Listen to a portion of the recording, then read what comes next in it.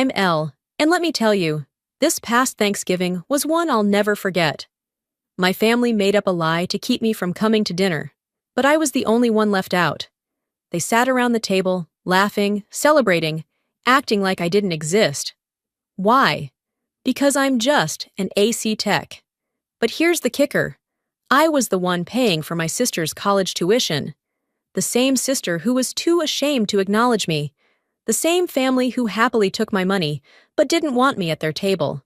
So I made a decision. A decision that would change everything. The buzzing neon sign of my HVAC shop flickered in the twilight as I locked up for the night. The cold Seattle air bit through my jacket, but there was a warmth in my chest. Thanksgiving was only a few days away, and for once, I wouldn't have to worry about work orders or emergency repairs. I had set everything in place, scheduled jobs, prepared bonuses for my crew, and even picked out a nice bottle of wine to bring to dinner. As I climbed into my truck, my phone rang. My mother's name lit up the screen. I smiled, expecting her usual pre-holiday call about which pie I should bring, pecan or pumpkin. But when I picked up, the tone in her voice immediately sent a chill down my spine. Elle, honey. I wanted to talk to you about Thanksgiving, she said. Something was off. Mom always had a certain sharpness in her voice, a clipped efficiency. But now she sounded hesitant, as if she were about to say something I wouldn't like. Sure, what's up? I replied, shifting the truck into drive. There was a pause, just long enough to make my stomach tighten. We think it would be best if you skip dinner this year. I nearly swerved into the next lane. Wait, what? My grip on the wheel tightened. What do you mean, skip dinner? We always do Thanksgiving together. Mom let out a soft sigh, the kind she used when she was about to feed me a line of well-rehearsed nonsense. Well, it's just that this year we're keeping things a little more formal. Serafina's boyfriend is bringing his parents, and we thought it might be better if it was just close family. I scoffed, my chest tightening. I am close family, Mom. Of course you are, sweetheart, she said quickly, her voice dripping with forced sincerity. It's just, you know how these professional families can be. It's important for Serafina to make a good impression. And there it was. The underlying message hit me like a gut punch. My job, my life, wasn't up to their standards. So what, Mom? Because I don't wear a suit and tie, I'm not good enough to sit at the table? My voice rose, anger bubbling beneath my skin. Elle, don't make this about you. I let out a humorless laugh. Oh, I see. So it's not about me. It's just about making sure Serafina isn't embarrassed by her lowly sister, right? She didn't respond. That silence was enough. I can't believe this, I muttered. Elle, honey, it's just one dinner. We'll make it up to you. Maybe a family brunch next weekend? She offered, as if that would soften the blow. I hung up. I sat there for a moment, gripping the steering wheel, my breathing shallow. One dinner after years of helping Serafina, of paying for her tuition, of making sure she never had to worry about a damn thing. And now, I wasn't good enough to be in the same room as her boyfriend's family?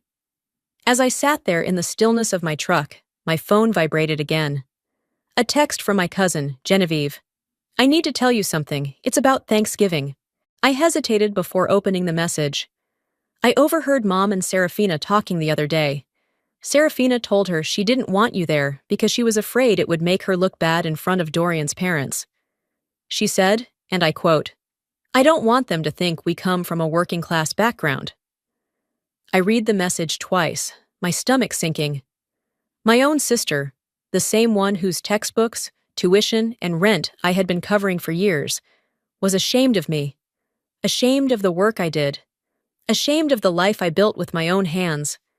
I wanted to throw my phone against the dashboard, but I just sat there, gripping it so tightly my knuckles turned white. Looking back, I should have seen the signs. The way she never invited me to her college events. The way she changed the subject when her friends asked what I did for a living. The way she never introduced me to her boyfriend, even though they had been together for nearly a year. I had ignored it, convinced myself I was being paranoid. But this was undeniable. Thanksgiving Day arrived, and for the first time in my life, I spent it alone. I tried to distract myself, went for a long drive, stopped at a diner for coffee, even called a few friends. But nothing dulled the ache in my chest. That evening, against my better judgment, I checked social media. There they were, smiling family photos, the perfectly set dinner table, Serafina in a sleek dress, beaming next to Dorian, his parents looking equally polished. And I wasn't anywhere in sight. That was the moment something in me shifted. If I wasn't good enough to sit at their table, then my money wasn't good enough to pay for Serafina's tuition. So, I made a decision that would change everything. The next morning, I woke up feeling lighter. It wasn't relief exactly, more like clarity. The kind that only comes when you finally stop making excuses for people who don't deserve them. I made my coffee, sat at the kitchen table, and pulled out my laptop. Logging into the university's payment portal had become second nature to me over the years. I knew the password to Serafina's account better than I knew my own streaming login. Due date, 2 weeks. Balance, $21,500. I stared at the number, my fingers hovering over the trackpad. I had covered every single semester since she started law school, never once hesitating. But this time, my cursor moved to Remove Payment Method. A small pop-up appeared. Are you sure you want to remove this account as a payer? This action cannot be undone. I clicked yes without a second thought. The second my laptop snapped shut, my phone buzzed on the table. My mother's name flashed across the screen. I let it ring. Then it rang again. And again. By the fourth call, I sighed and picked up, already bracing myself. Elle. Mom's voice was sharp, exasperated, like she had already been in mid-argument before I even answered. What are you doing? I took a slow sip of my coffee. Good morning to you too, Mom. Don't play games with me, she snapped. Serafina just called, hysterical, saying you cut off her tuition payment. Tell me that's not true. Oh, it's true, I said flatly. Silence. Then a sharp intake of breath. Ella, how could you be so cruel? Cruel, I laughed, a short, humorless sound. That's an interesting choice of words, considering she's the one who got me disinvited from Thanksgiving because she was embarrassed by me. She was just trying to make a good impression on Dorian's family, Mom argued, her tone shifting into that saccharine, guilt-tripping mode she always used when she wanted something from me. You know how these things work. She's young. She doesn't think things through. She's 24, Mom. She's old enough to know exactly what she's doing. Another pause. Then the inevitable. You promised you'd support her through school, Elle. No, I corrected, my grip tightening on my mug.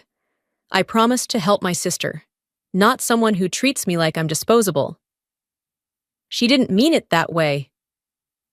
She meant it exactly that way.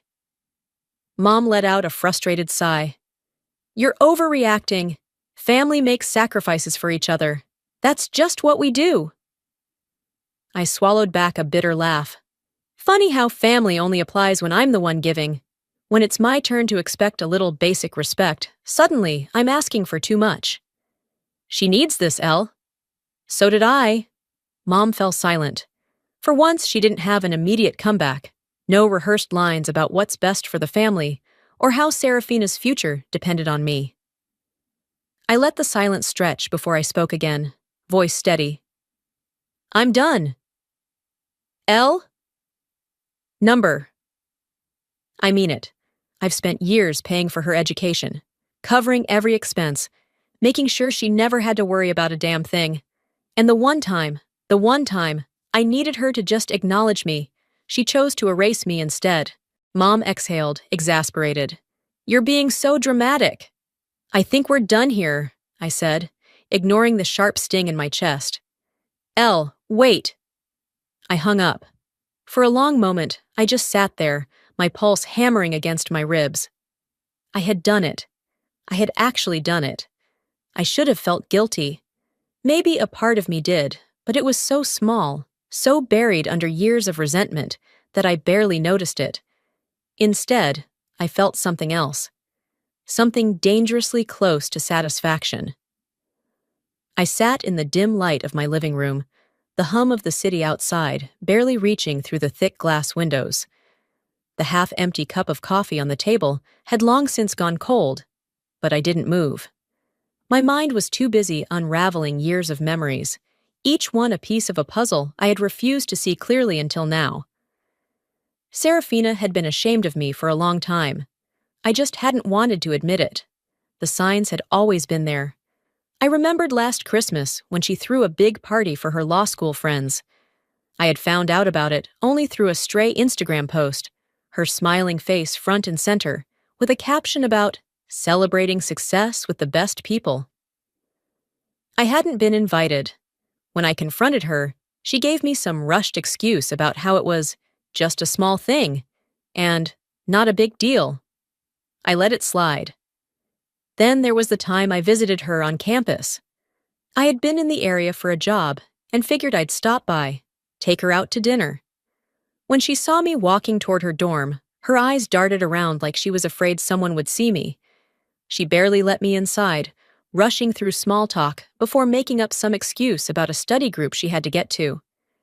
And the introductions. God, the introductions. Whenever I ran into her friends, she never said, "This is my sister Elle." It was always just, "Oh, this is family." Like my actual identity was something best left vague.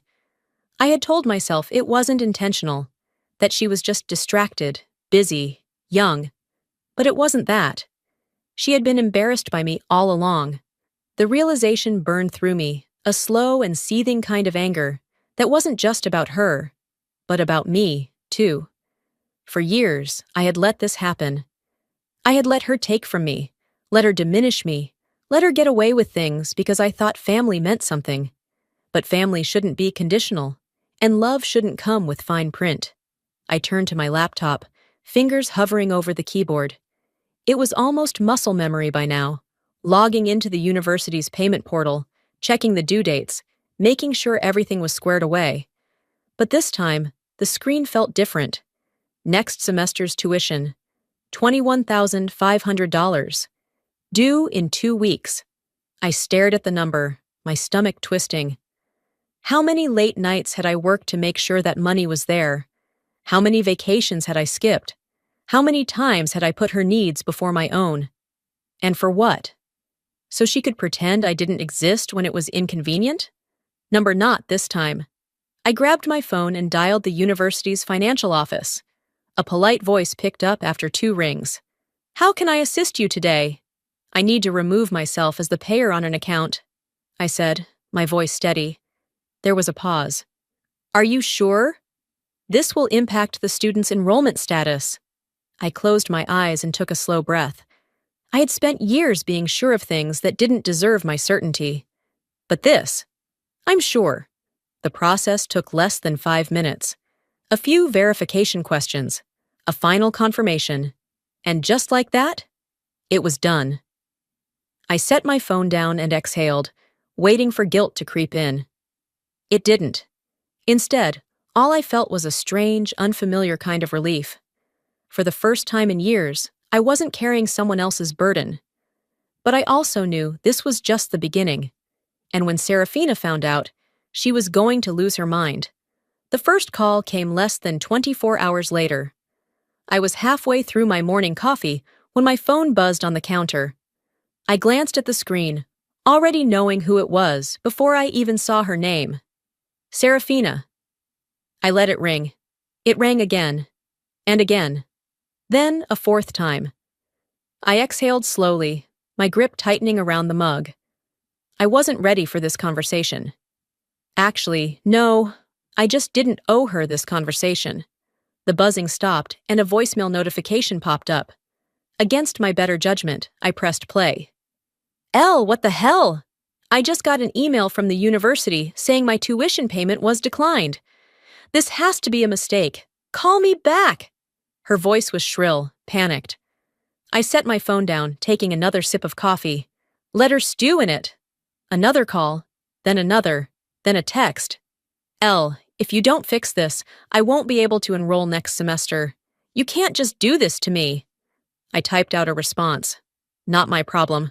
But before I hit send, I stopped. What was the point? She would never understand. No text from me was going to make her suddenly see the years of effort I had put into making her life easier.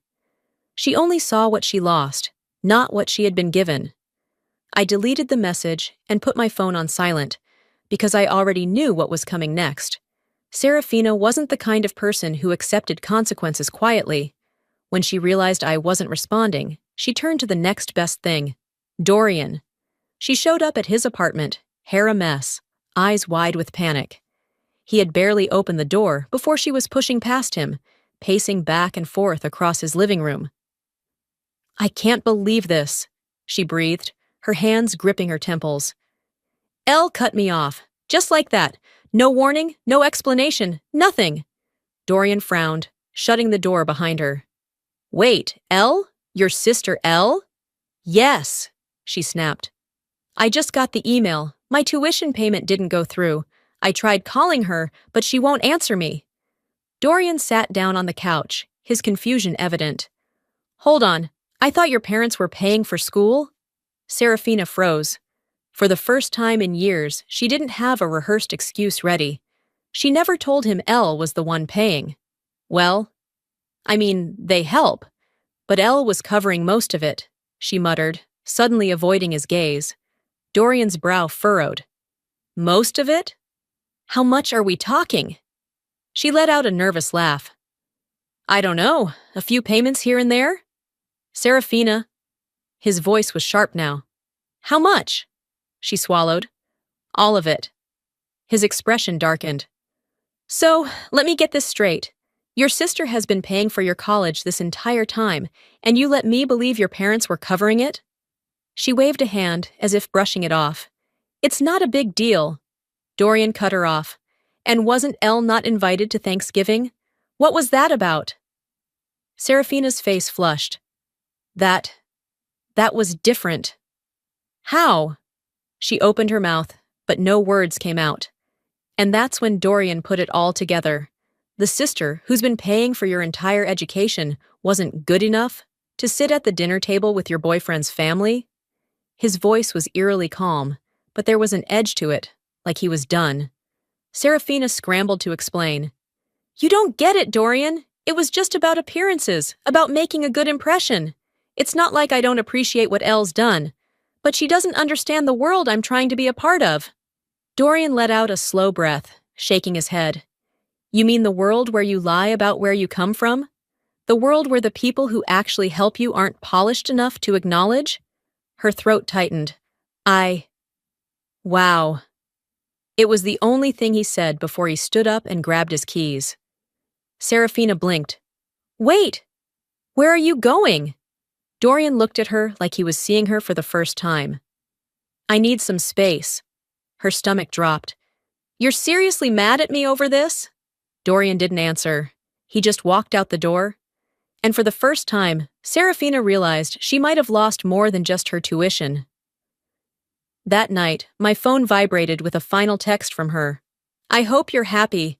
You just ruined my life." I stared at the screen, waiting for the guilt to creep in. It didn't. I just set my phone down and finished my coffee. Because if she thought I had ruined her life, she was about to learn that she had done that all on her own. The next call wasn't from Serafina. It was from my mother. I stared at the screen, her name glowing like a warning. Margot Calloway. I could already hear the tone she'd use. The carefully measured disappointment. The soft sighs that carried more weight than words. The underlying message that I had somehow failed her. I let it ring twice before answering. Elle. Mom's voice was sharp, urgent. "I just got off the phone with Serafina. She's hysterical." I leaned back against my kitchen counter, tightening my grip on my coffee mug. "Yeah? Maybe she should have thought about that before she treated me like I didn't exist." "Elle," she scolded, her voice dropping into that motherly, I'm trying to be reasonable tone. "She's your sister. You can't just abandon her like this." I exhaled through my nose, forcing myself to stay calm. I didn't abandon her. I just stopped funding her lifestyle. She's just a kid. I laughed, short and humorless. Mom, she's 24. She doesn't know how to handle this kind of setback, Mom pressed. If she has to drop out, it'll ruin her future. Ah, there it was. The real reason she was calling. Not to ask how I was doing after being thrown out of Thanksgiving. Not to apologize for the way I'd been treated. No, this was about damage control. About fixing the mess Serafina had made of her life. And I was supposed to be the one to clean it up. Again. I stayed silent, waiting for her next move. Elle, please, Mom softened, sensing my resistance. You know how hard she's worked to get where she is. I swallowed the bitter taste rising in my throat. And where was she when I was working double shifts to make sure she never had to take out loans? Elle, where was she when she let you uninvite me to Thanksgiving because she was embarrassed by me? Mom let out a long, exasperated sigh. You're making this bigger than it needs to be. I nearly dropped my mug. Are you serious? Mom, she erased me. She's been erasing me for years. She's only calling now because she lost her safety net. She's family, Mom stressed. We help each other. Funny how that only worked one way. I shook my head, pushing off the counter and pacing the kitchen. No, Mom. I helped her. I covered her tuition. I made sure she had a roof over her head. I gave her a future. And she couldn't even give me a seat at the damn dinner table. She's scared, Elle. She's young. She's selfish, I corrected. And I'm done cleaning up after her. There was a long pause. Then, in a voice coated with forced patience, Mom asked, So what do you expect her to do? Just drop out? Not my problem, I said flatly. Elle, she warned. I mean it, Mom, I said, already exhausted. Find someone else to foot the bill. Like who? She shot back. Your father and I can't afford it. You know that. And there it was. The truth buried beneath all the guilt-tripping. She never expected Serafina to figure it out on her own. She expected me to cave. But this time, I wouldn't. I guess Serafina's going to have to learn how to live like the rest of us, I said, reaching for the end call button. Elle? Click. The next few hours were quiet. Too quiet. Then, one by one, the rest of them started calling. Dad was first. Elle, this is going too far. His deep voice rumbled over the phone. You're punishing your own blood. Then, Aunt Delilah. I never thought you'd be so heartless. Uncle Larry, it's just money, Elle.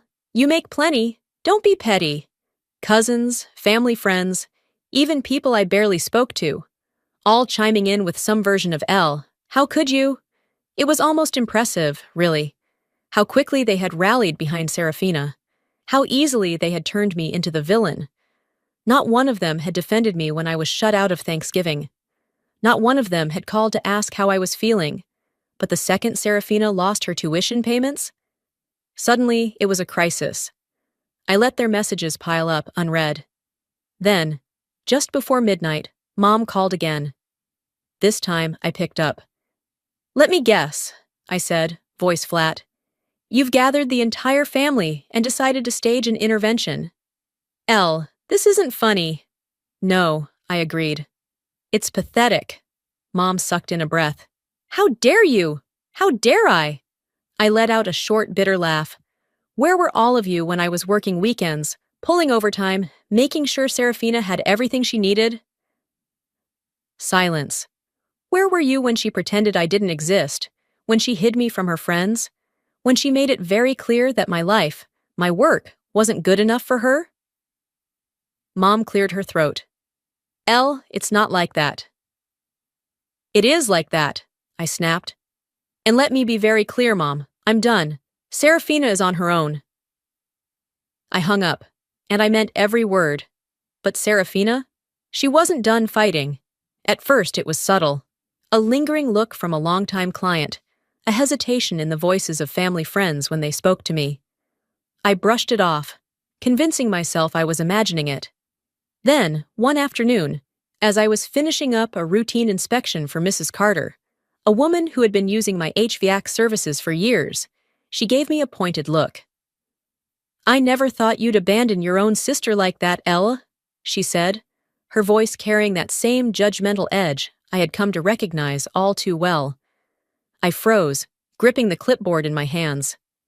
Excuse me? She shook her head, sighing dramatically. Family is supposed to take care of each other. I just didn't think you were the kind of person to turn your back on your own blood. There it was. I forced a tight smile. Well, Mrs. Carter, I suppose that depends on which version of the story you've heard.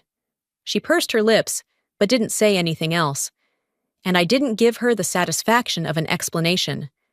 Instead, I climbed into my truck, pulled out my phone, and opened social media. And there it was. Serafina had been busy. Her posts were vague but pointed, carefully worded to make herself look like the victim without ever outright mentioning me. Some people love money more than family. So disappointing. I always believed in supporting your siblings. Guess not everyone feels the same. The comments were filled with sympathy. I can't believe your own family would do this to you. You deserve better, babe. Stay strong. You've always been the sweetest. People like that will regret their choices one day. I scrolled through in disbelief. My stomach clenched when I saw familiar names. Distant relatives, family friends. People who hadn't so much as sent me a text after Thanksgiving, now rallying behind her like she was some kind of helpless victim. And then, as if on cue, my phone started ringing. My aunt, then my uncle, then my mother. I silenced every call.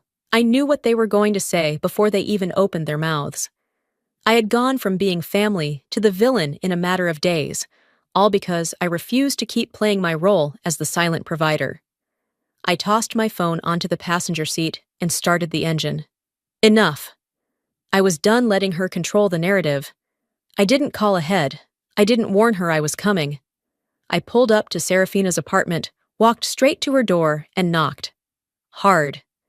It took a few moments, but then the door swung open. Serafina stood there, her phone still in her hand, eyes widening just slightly before she schooled her expression into something more composed. Ellie, she said smoothly. To what do I owe the pleasure? I pushed past her into the apartment without waiting for an invitation. She scoffed, closing the door behind me. Oh, come in. Why don't you? I turned to face her, my jaw tight. What the hell do you think you're doing? She blinked, feigning innocence. I have no idea what you're talking about.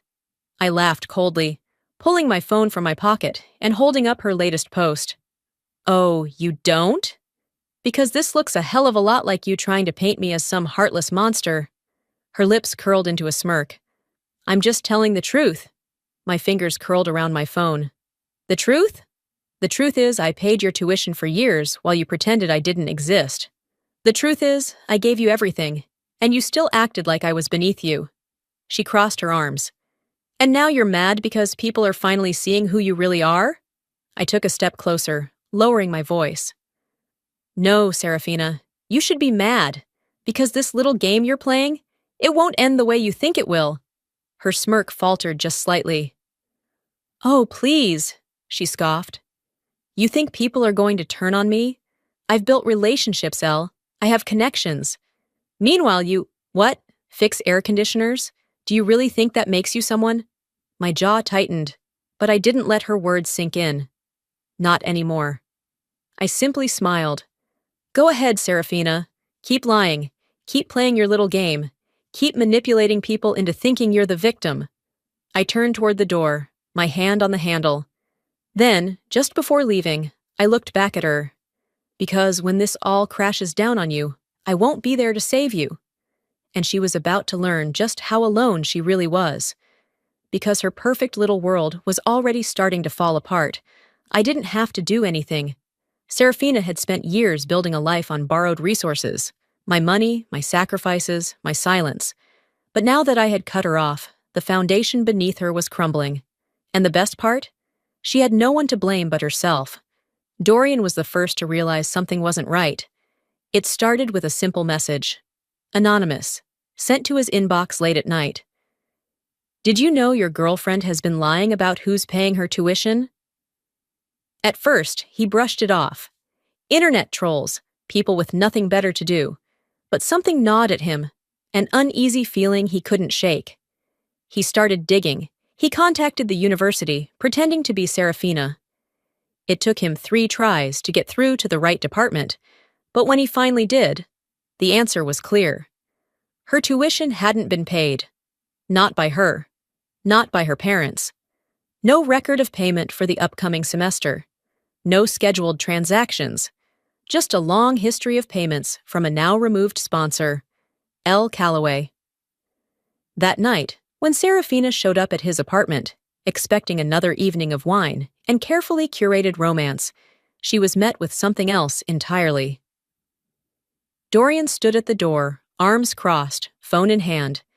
His expression was unreadable, but his voice, cold. "Why did I have to hear from someone else that Elle was paying for your education?" Serafina blinked. "What?" Dorian stepped aside, letting her walk in, but she already felt the shift in the air. The warmth between them was gone. "I called the university," he continued, shutting the door behind her. "I wanted to see if there was a way I could help with your tuition, since you were so stressed about it. But imagine my surprise when they told me you didn't even have a payment plan set up, because your sister was covering everything." Serafina's mouth opened, then closed. She swallowed hard, shaking her head. "Dorian, it's not a big deal?" His voice was sharp now. "You lied to me. You let me believe your parents were paying for school, that you had everything under control, when all along it was Elle's money keeping you afloat." She tried to reach for his hand, her expression melting into something softer, something rehearsed. "I just didn't want you to think I was some kind of charity case." Dorian pulled back. "Oh, don't give me that. You had no problem using Elle as a walking ATM. And now that she finally stopped funding your life, you're trying to ruin her reputation?" Serafina stammered. I just... Dorian let out a humorless laugh. "I can't believe I was blind to this." He shook his head, running a hand through his hair. "I don't even know who you are anymore." Her chest tightened. "Dorian." He exhaled slowly, then met her eyes. "I think you should go." She stared at him, stunned. "You're breaking up with me?" "I can't be with someone who lies this easily," he said simply. The words hit her harder than she expected. For the first time, Serafina felt something crack inside her. She turned toward the door, waiting, hoping he would stop her. He didn't. The next morning, she woke up to something even worse. She had barely slept, eyes swollen from crying, her phone clutched in her hands, waiting for a message from Dorian that never came. But there was another notification waiting for her. An email. Subject: Final warning, tuition payment past due. She sat up, heart pounding. "Dear Ms. Calloway, this is your final notice regarding your outstanding tuition balance. If payment is not received within 48 hours, you will be automatically unenrolled from your courses. Sincerely, University Finance Office." Serafina's stomach dropped. This wasn't happening. She scrambled out of bed, hands shaking as she clicked onto the student portal. The balance was still there. No pending payments. No extensions granted. Her mind raced. A loan. She could apply for a student loan. She pulled up the application form, typing in her parents' information, knowing she'd need them as co-signers. Denied. Bad credit. Too much outstanding debt. She gritted her teeth and tried again, using a different lender. Denied. Her hands clenched into fists. This wasn't how it was supposed to go. This wasn't her life. She picked up her phone, scrolling to Dorian's name. She hesitated, then pressed call. Voicemail. She called again. Voicemail. Tears burned in her eyes as she moved to the next contact. L. Her finger hovered over the dial button. But when she pressed it, the screen immediately flashed. User has blocked you. She was out of options. For the first time, Serafina realized, truly realized, just how alone she was. So Serafina did what she always did. She lashed out. I was in the middle of a staff meeting when the front door to my office slammed open so hard it rattled the glass. The conversation around me died instantly. Every head in the room turned toward the entrance. And there she was. Serafina stood in the doorway, her hair a mess, eyes red-rimmed, breath heaving like she had sprinted here in a blind rage. The look on her face was pure fury. "You ruined my life!" she shrieked. I set my clipboard down, exhaling slowly. "Here we go?" "No," I said, keeping my voice even.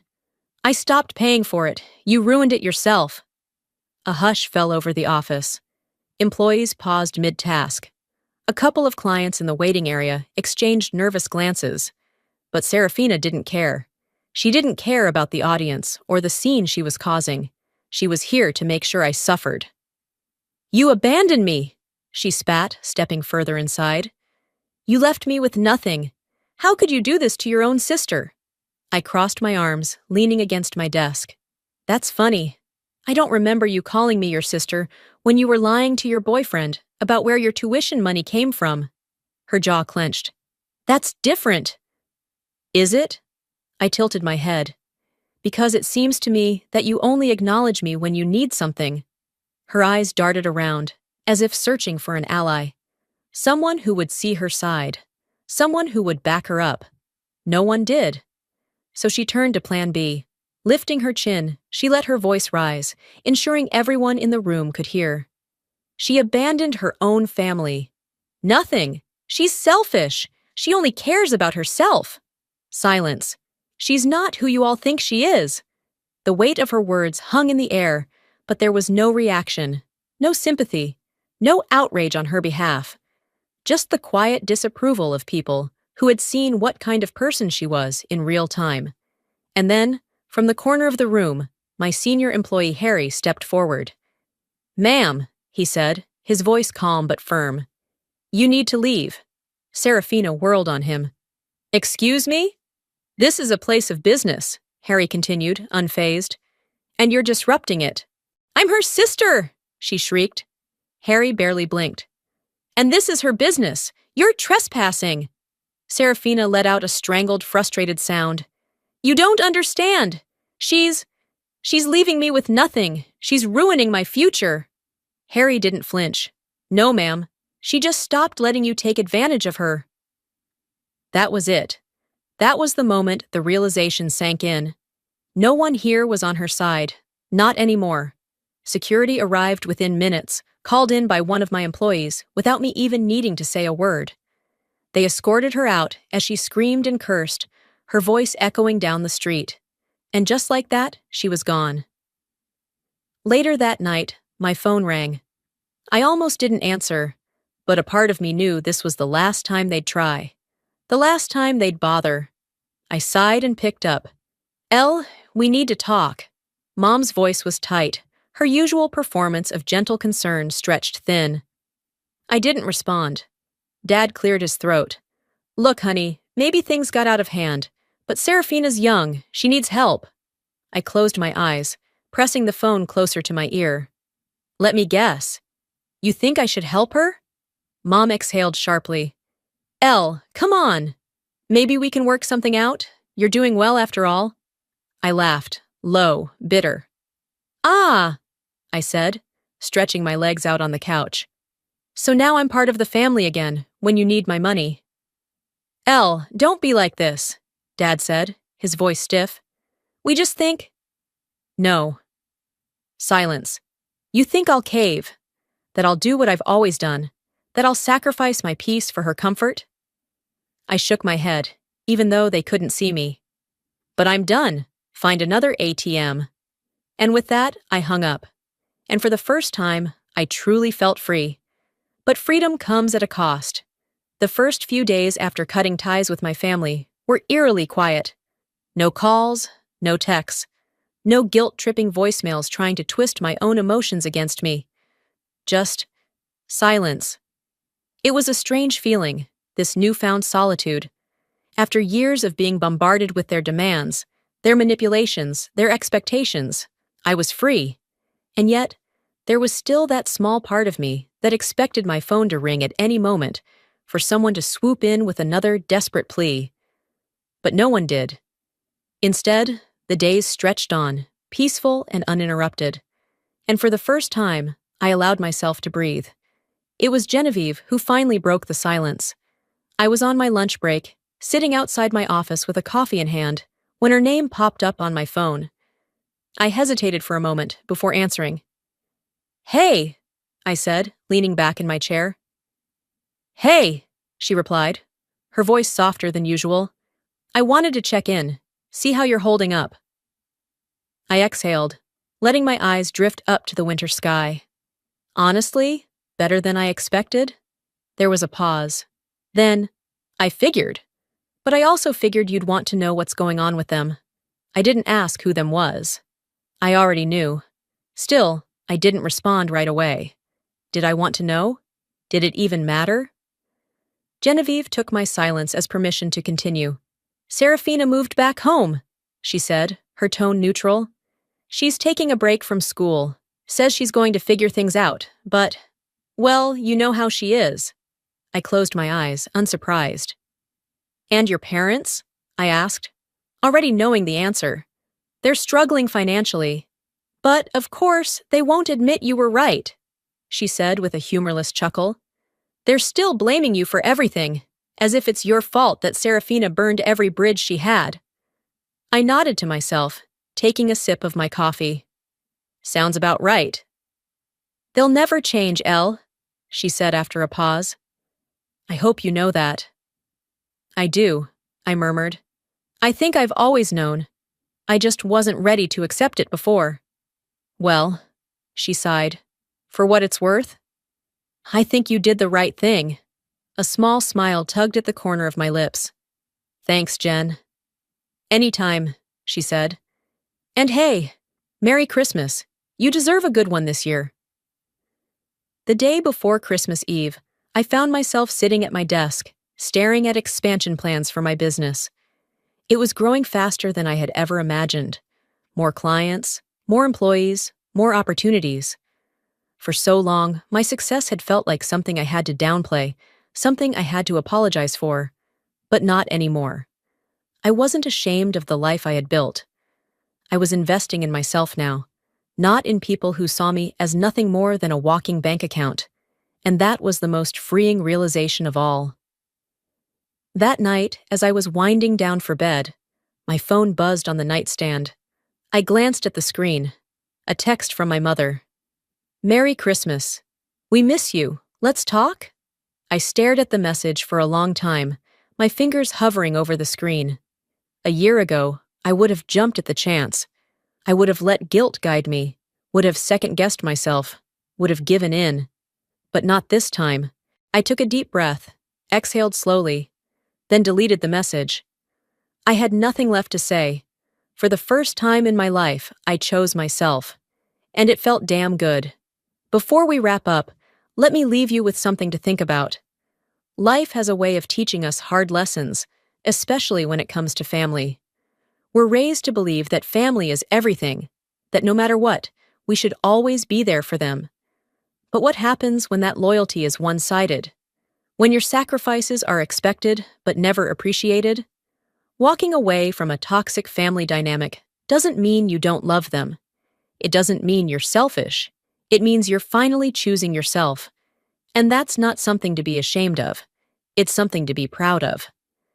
If there's one thing I hope you take away from my story, it's this. Your worth is not measured by what you can do for others.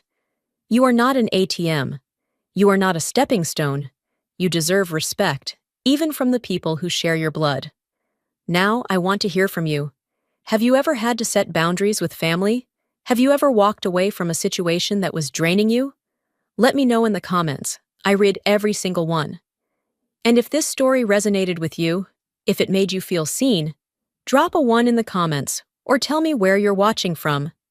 If you didn't like it, tell me why. I want to hear your thoughts. Make sure to subscribe to the channel so you don't miss the next story. Trust me, we have plenty more to tell. Thanks for watching, and remember, choosing yourself is never the wrong choice. See you in the next one.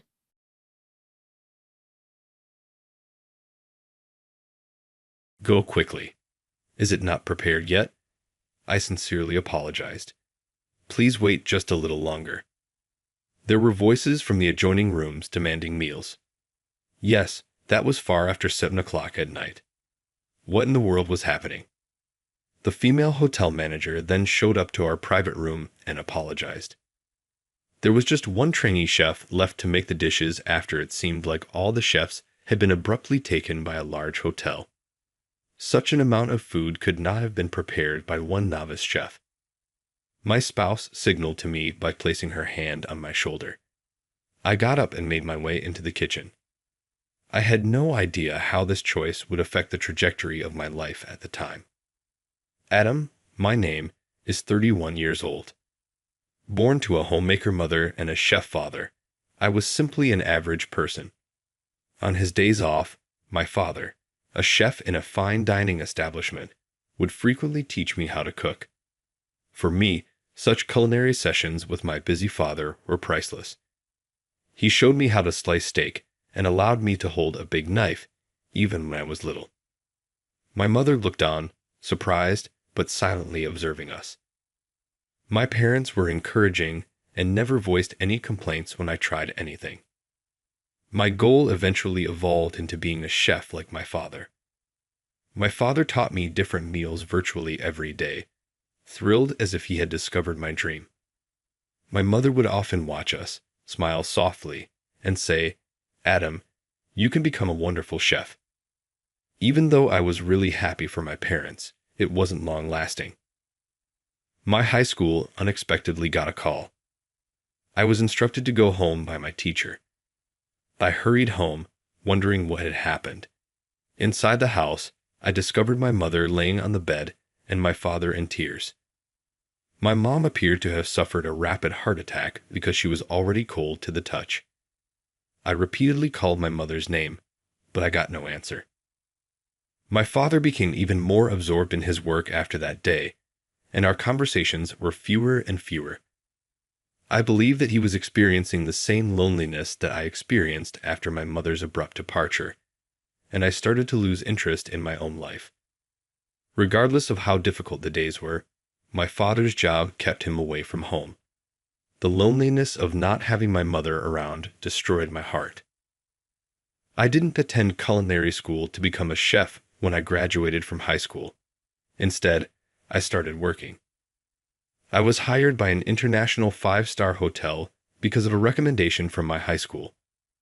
Arriving at such an amazing career straight out of high school felt nearly miraculous. But when I told my father about the job offer, all he did was nod regretfully. The idea of his only relative going out must have made him feel lonely.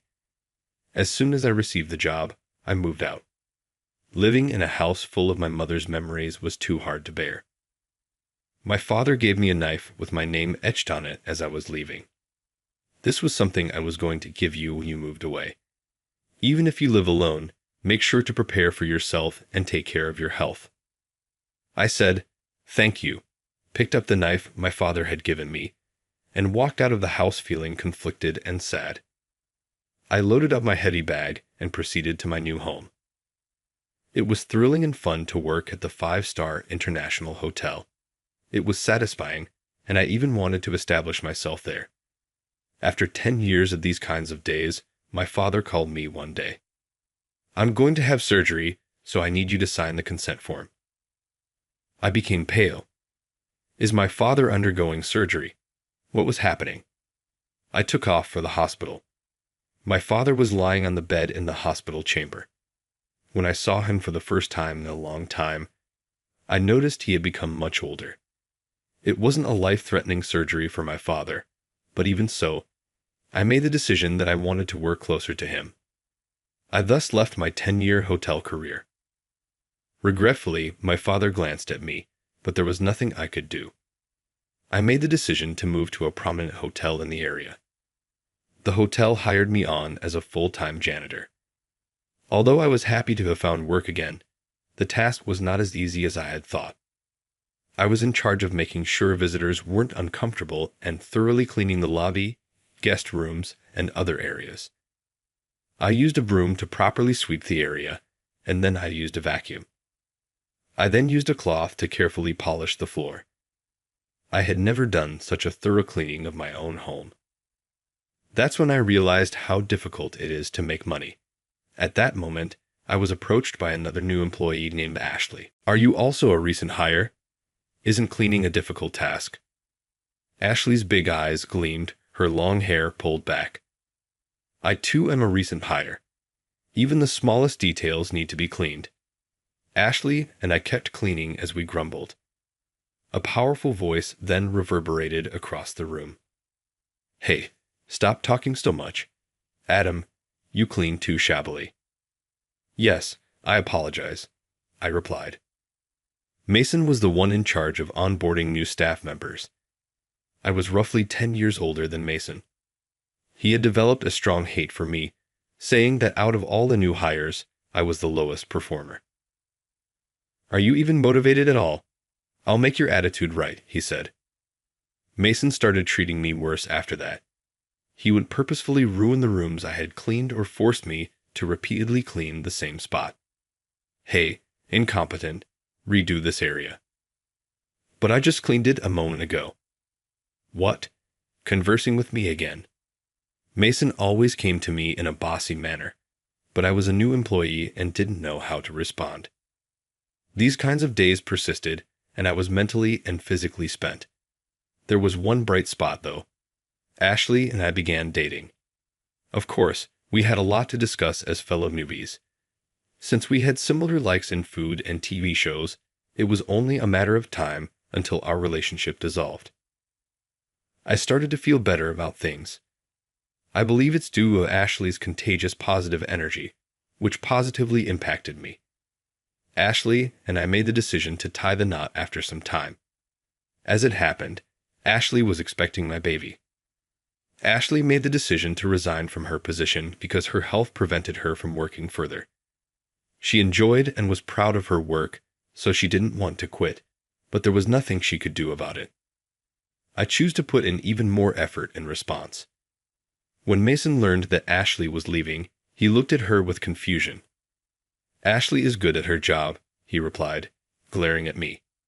"You should give up if anyone should." However, I was unable to help. Ashley had a bad case of morning sickness. She was unable to eat since it was so horrible. I decided to make her dinner because I was worried and looked up foods she could like. Since Ashley enjoys veggies, I decided to prepare a meal that would bring out their flavors and make eating simpler for her. I got busy making food as I was thinking about this. The food was ready and on the table before I knew it. Ashley's gaze brightened. "Adam, that is incredible. You surpass my skill level by far." She remarked, "I'm impressed," and immediately began to eat.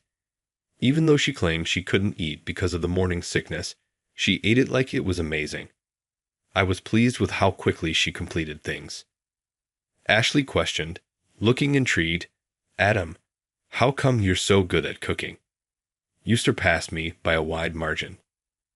I decided to tell Ashley about this after realizing I hadn't. I inhaled deeply.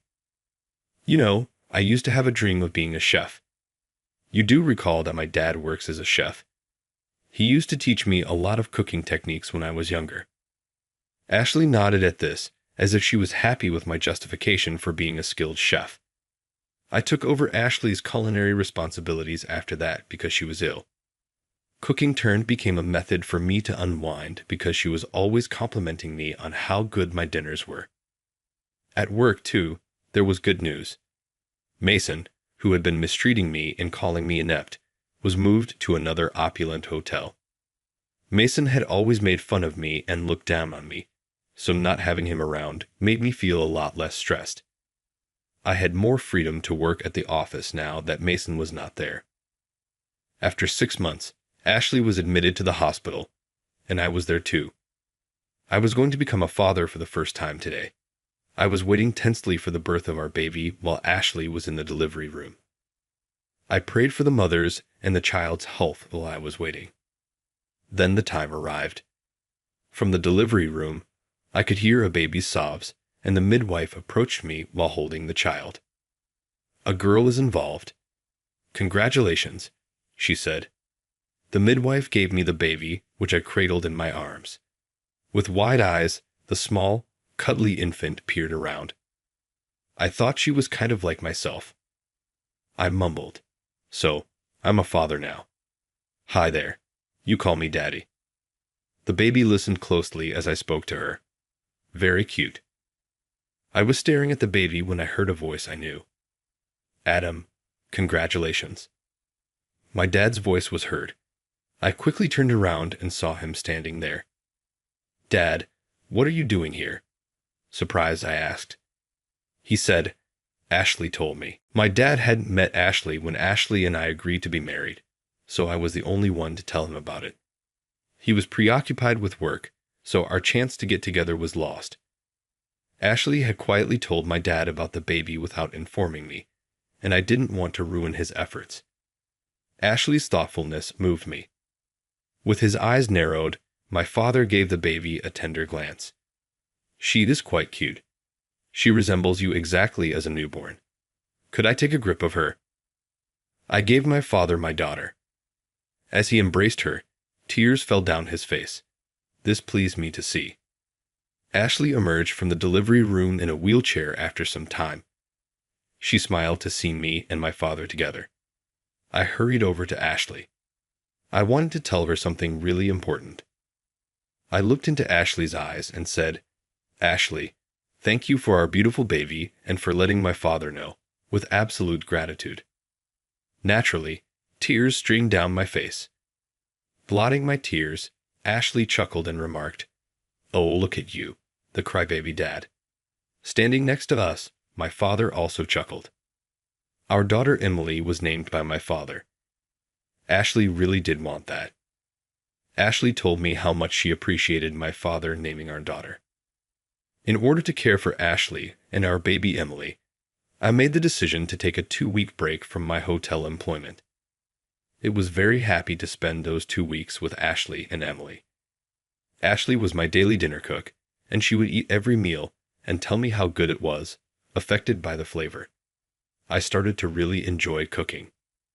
The hotel manager introduced me to a man when my leave ended, and I went back to work after a long break. Clearly, it was Mason. Mason was exactly the same as he was 6 months ago. Why was Mason, who was supposed to have been transferred, here? I pondered. This gave me a horrible feeling. I had no idea how accurate my negative emotions would out to be. I'm the chief manager, Mason. It is nice to be back at this hotel after a protracted absence. I'm excited to work hard once more with each of you. Mason's reassignment to this hotel startled me. In addition, he had been elevated to the position of chief manager. I thought to myself, well, he probably doesn't even remember me, as I went back to my workstation and got to work. Mason then walked up to me and said something unexpected. Hey, stupid. You can't even clean properly anymore. For someone so inept, you're really arrogant, he remarked. I believed that the nightmare was coming back to me. It never occurred to me that Mason would think of me and label me inept once more. With a downcast expression, I merely responded, I'm sorry. Mason laughed and scoffed, saying, A useless person is no good at anything. And he turned to leave me. Although I felt hurt on the inside, I realized there was no use in opposing Mason. For my own sake, it was better that I remained silent. Fully worn out, I sighed as I made my way home. Mason was waiting for me at work the following day. You're running behind schedule. Scrub this floor from corner to corner. We have significant visitors arriving today, he growled. Mason appeared more tense than normal. Our hotel is expecting a 5-star chef, muttered my colleague. Are you serious? Why is this 5-star hotel's chef coming here? I pondered.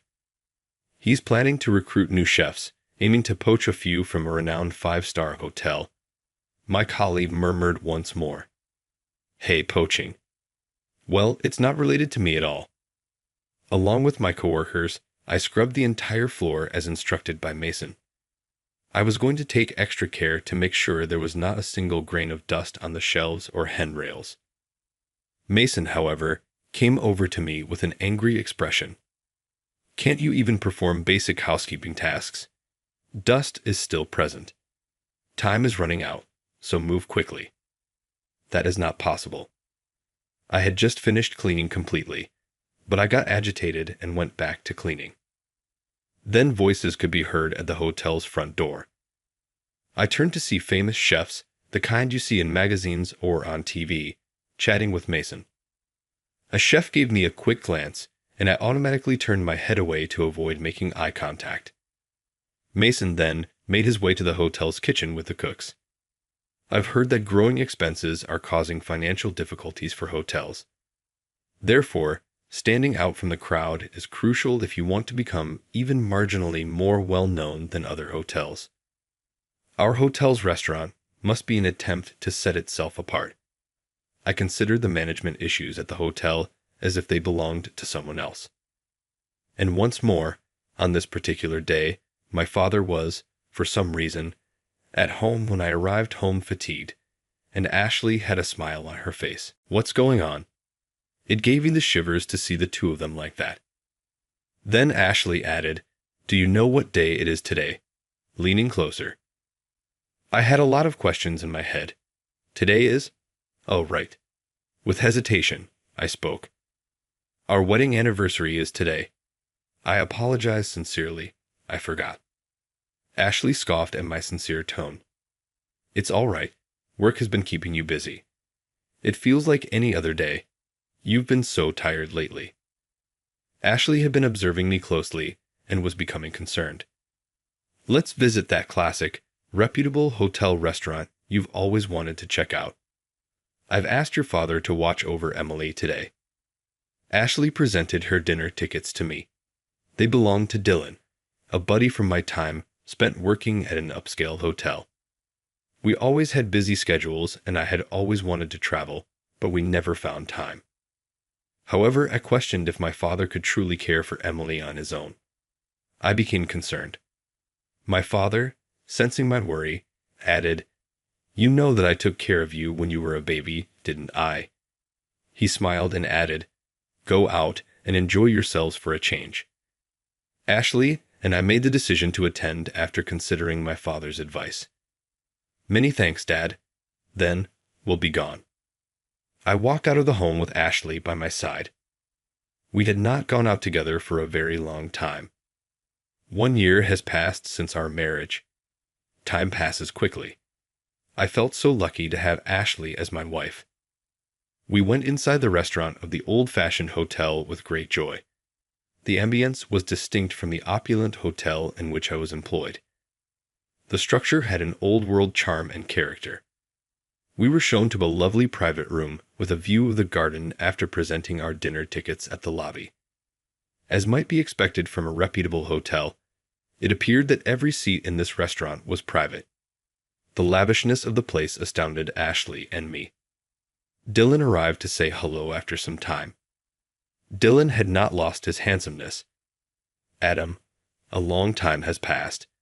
We appreciate your visit to our hotel. Please settle in." "Thanks, we're looking forward to the meal." Dylan grinned and walked off. Before Dylan took over, his parents managed this classic hotel. Its food is so well known that the Michelin Guide mentions it. Even while he was working at the 5-star hotel, Dylan was always a diligent worker. Dylan's efforts have surely contributed to the hotel's appeal. Anticipating the foods that will be presented, we couldn't wait. Myself and Ashley were ecstatic. But regardless of how long we waited, our lunch never showed up. I looked at the time.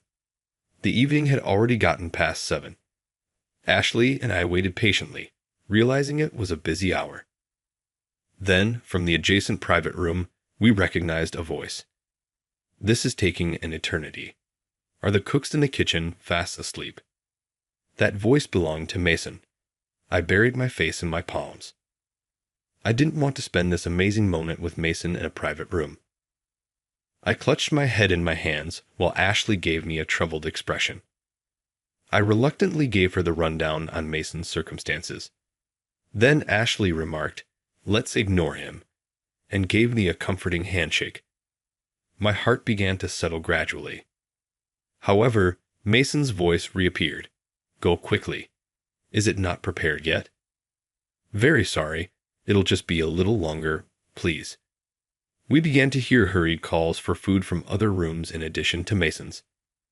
Ashley and I had been waiting for our supper for more than an hour now. What was happening? While I was thinking about this, Dylan approached. A large hotel chain stole all of our chefs. There's just one apprentice left in the kitchen. This might be the last time our classic hotel exists. Adam, please lend a hand. Dylan could not decide. Adam, I think you're the only one who can help, Ashley remarked, putting her hand on my shoulder. Ashley surprised me by meeting my eyes with a determined expression. I am fully informed, Adam. Your chance to shine is now. Ashley therefore knew all along. After then, there would be no reason to conceal it. I got to my feet. I followed Dylan into the kitchen. I hurried over to the kitchen.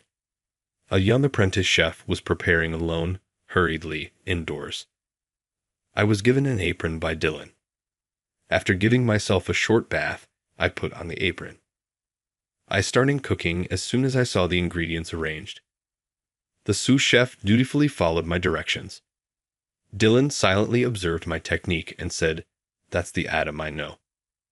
A few dishes were ready in no time, and the crew started taking them to the private rooms. Sounds of astonishment emerged from the apartments shortly after. Wow, this is delicious. What's this all about? Nothing this delicious has ever tasted like it before. The cooking was far from done, though. I continued to make one new dish after another. I amazed the apprentice cook with my abilities. He questioned, "Who exactly are you?"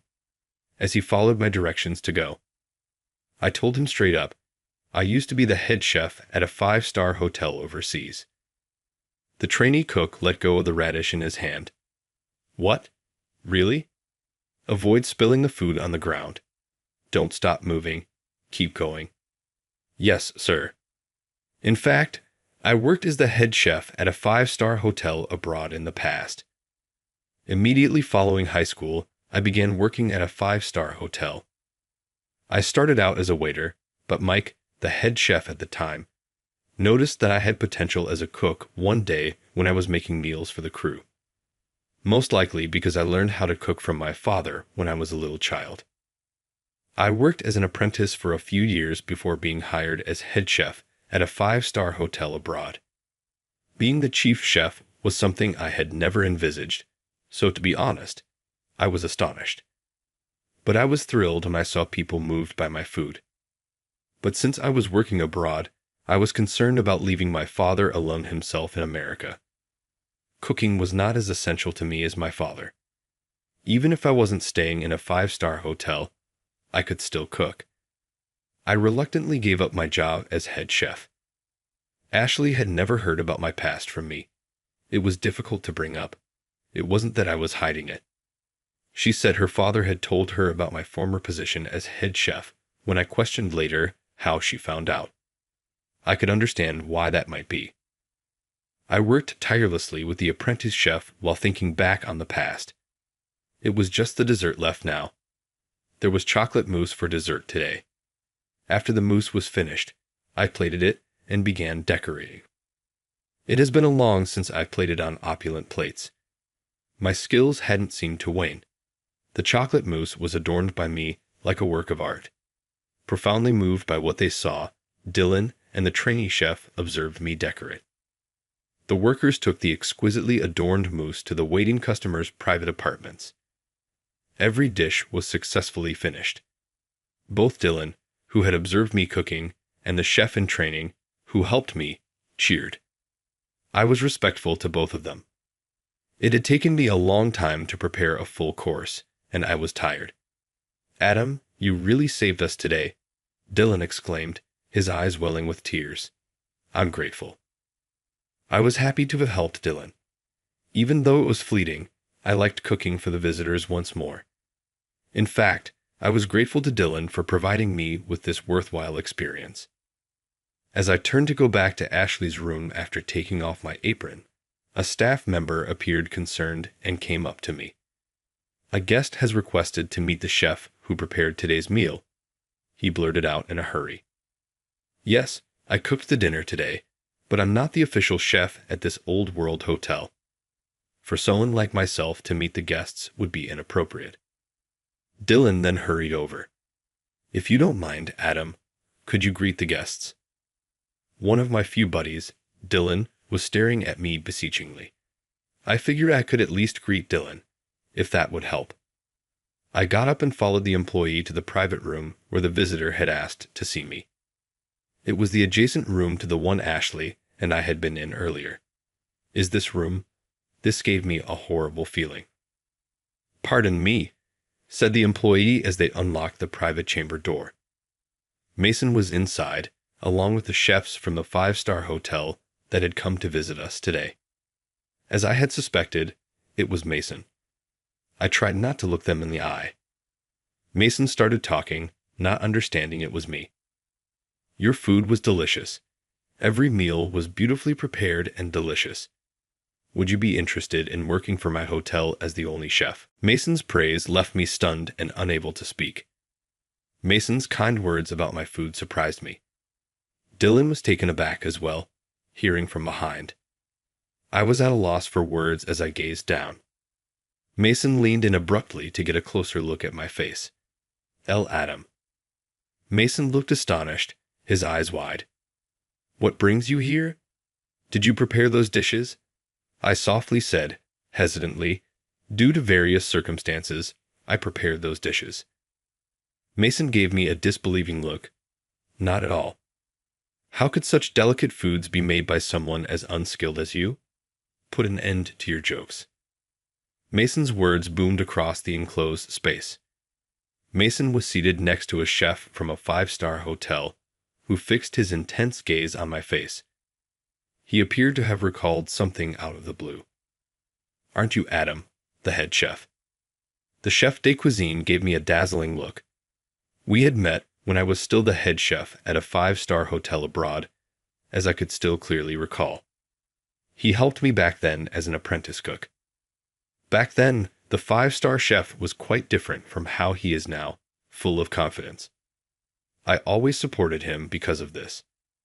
Mason asked the five-star chef, "What's going on here?" After learning of the news, perplexed. Mason appeared to be in a panic. It makes sense. He found it hard to accept that this person he had assumed to be a worker was actually a chef. Mason was then informed by the five-star hotel's chef that I had previously held the position of head chef there. Mason dropped a glass he was carrying by accident. Your dishes were so delicious back then that they were the talk of the town. They were revolutionary. It makes me quite happy to having tried those foods today. Mason, who had looked down on me, appeared unable to accept that I was a world-class chef. That's impossible, he said. Then the chef at the five-star hotel made an unexpected proposition. Adam, it must be fate that we met here. Would you mind helping me in the restaurant of the five-star hotel once more? Me, preparing food once more? It was a really kind offer. I was itching to cook again. But I was afraid that being busy would mean ignoring Ashley and my little girl. Then Ashley gently made her way out of the adjacent private room, where she had been listening to my chat. Adam, you never know when you'll get another chance like this, she said as she gave me a quick look. It's acceptable to put oneself before me. I had made up my mind. I said, I'd love to, but there's a place that needs me more, to the chef of the upscale restaurant. I apologize. The chef at the five-star hotel gave a disappointed nod. Someone else may hold the head chef post in a five-star hotel, but I believed that I was the only qualified cook this old-fashioned establishment could have. My choice stunned everyone in attendance, but Ashley was grinning. Dylan, I want to preserve this hotel's food. Could I take on the role of chief chef? My statements brought Dylan to tears. You, a distinguished chef, are willing to protect my hotel, even if it's not a five-star hotel. Dylan repeated the information to me multiple times, but I was set in my ways. I eventually resigned from my position as the opulent hotel's cleaner with firmness. That's when I began working at Dylan's hotel as the head chef. I made every effort to create dishes of the highest caliber, from developing the menu to locating the ingredients. This led to the hotel's restaurant being quite well known very fast. Not only that, but the hotel was entirely reserved. We eventually gained media attention as well, and before we knew it, we had upgraded to a 5-star hotel. It was after I had been employed by this hotel as a chef for a while. Mason was waiting for me when I was ready to leave work as usual. Mason was here, but why? He came over to me, even though I was going to ignore him. Are you thinking about working as a cook at my hotel? I'll provide you favorable terms. Your cuisine is going to make my hotel very well known. Mason, who had always looked down on me, was now acting as if nothing had happened, which astonished me. Simultaneously, I was certain that working at a hotel with someone such as him was not what I wanted. I cannot work for someone who belittles and underestimates others. I then departed the area. Mason was left stunned and standing there. And then a year passed by in an instant. I kept working on creating more menus. These days, reservations for our hotel are booked 3 years in advance due to its increasing popularity. I sometimes take Ashley, my daughter, and my father to the hotel to sample the food because of Dylan's thoughtfulness. My goal is to keep cooking delectable meals that our guests and my family will enjoy.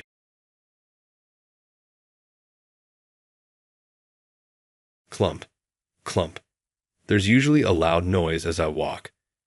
I have had hypertrophy, or one leg being longer than the other, since I was a small child. My leg length disparity required correction, so I was always had to wear a heavy orthotic device. I was the last student to change classes at school, so my mother had to drop me down and pick me up every time rather than strolling with friends. I was unable to join in, despite the fact that everyone else looked to be having a great time. I can't even begin to count how many times I've gritted my teeth in frustration. Thankfully, the procedure proceeded smoothly, and I was able to return the gadget to middle school. However, I remained reclusive until I was an adult because of the bullying I had in elementary school. I was a horrible public speaker and lacked self-confidence. But I reached a turning point. It surprised me that I was put in charge of the sales division because I was the kind of guy who was constantly anxious and had terrible public speaking skills.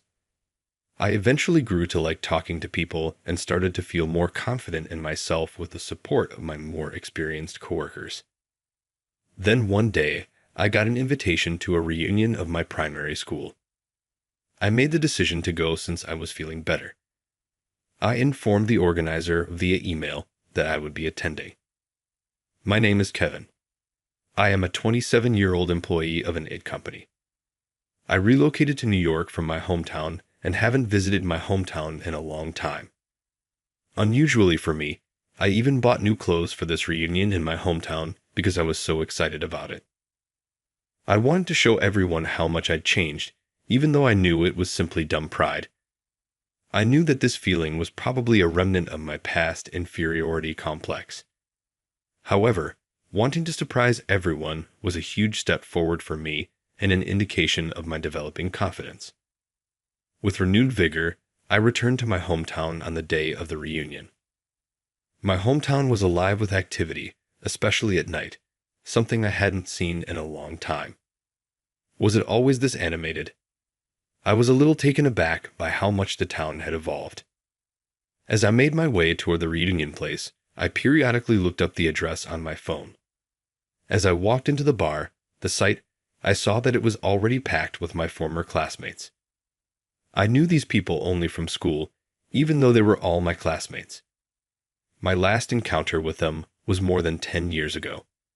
Even my own recollections were hazy, yet a few people appeared to be recognizable. Is that who that is? Is that possible? Just as I was getting through, I felt a sudden tap on my shoulder from behind. Are you correct, Kevin? Long time. No see. You moved to New York, I've heard. How are you doing?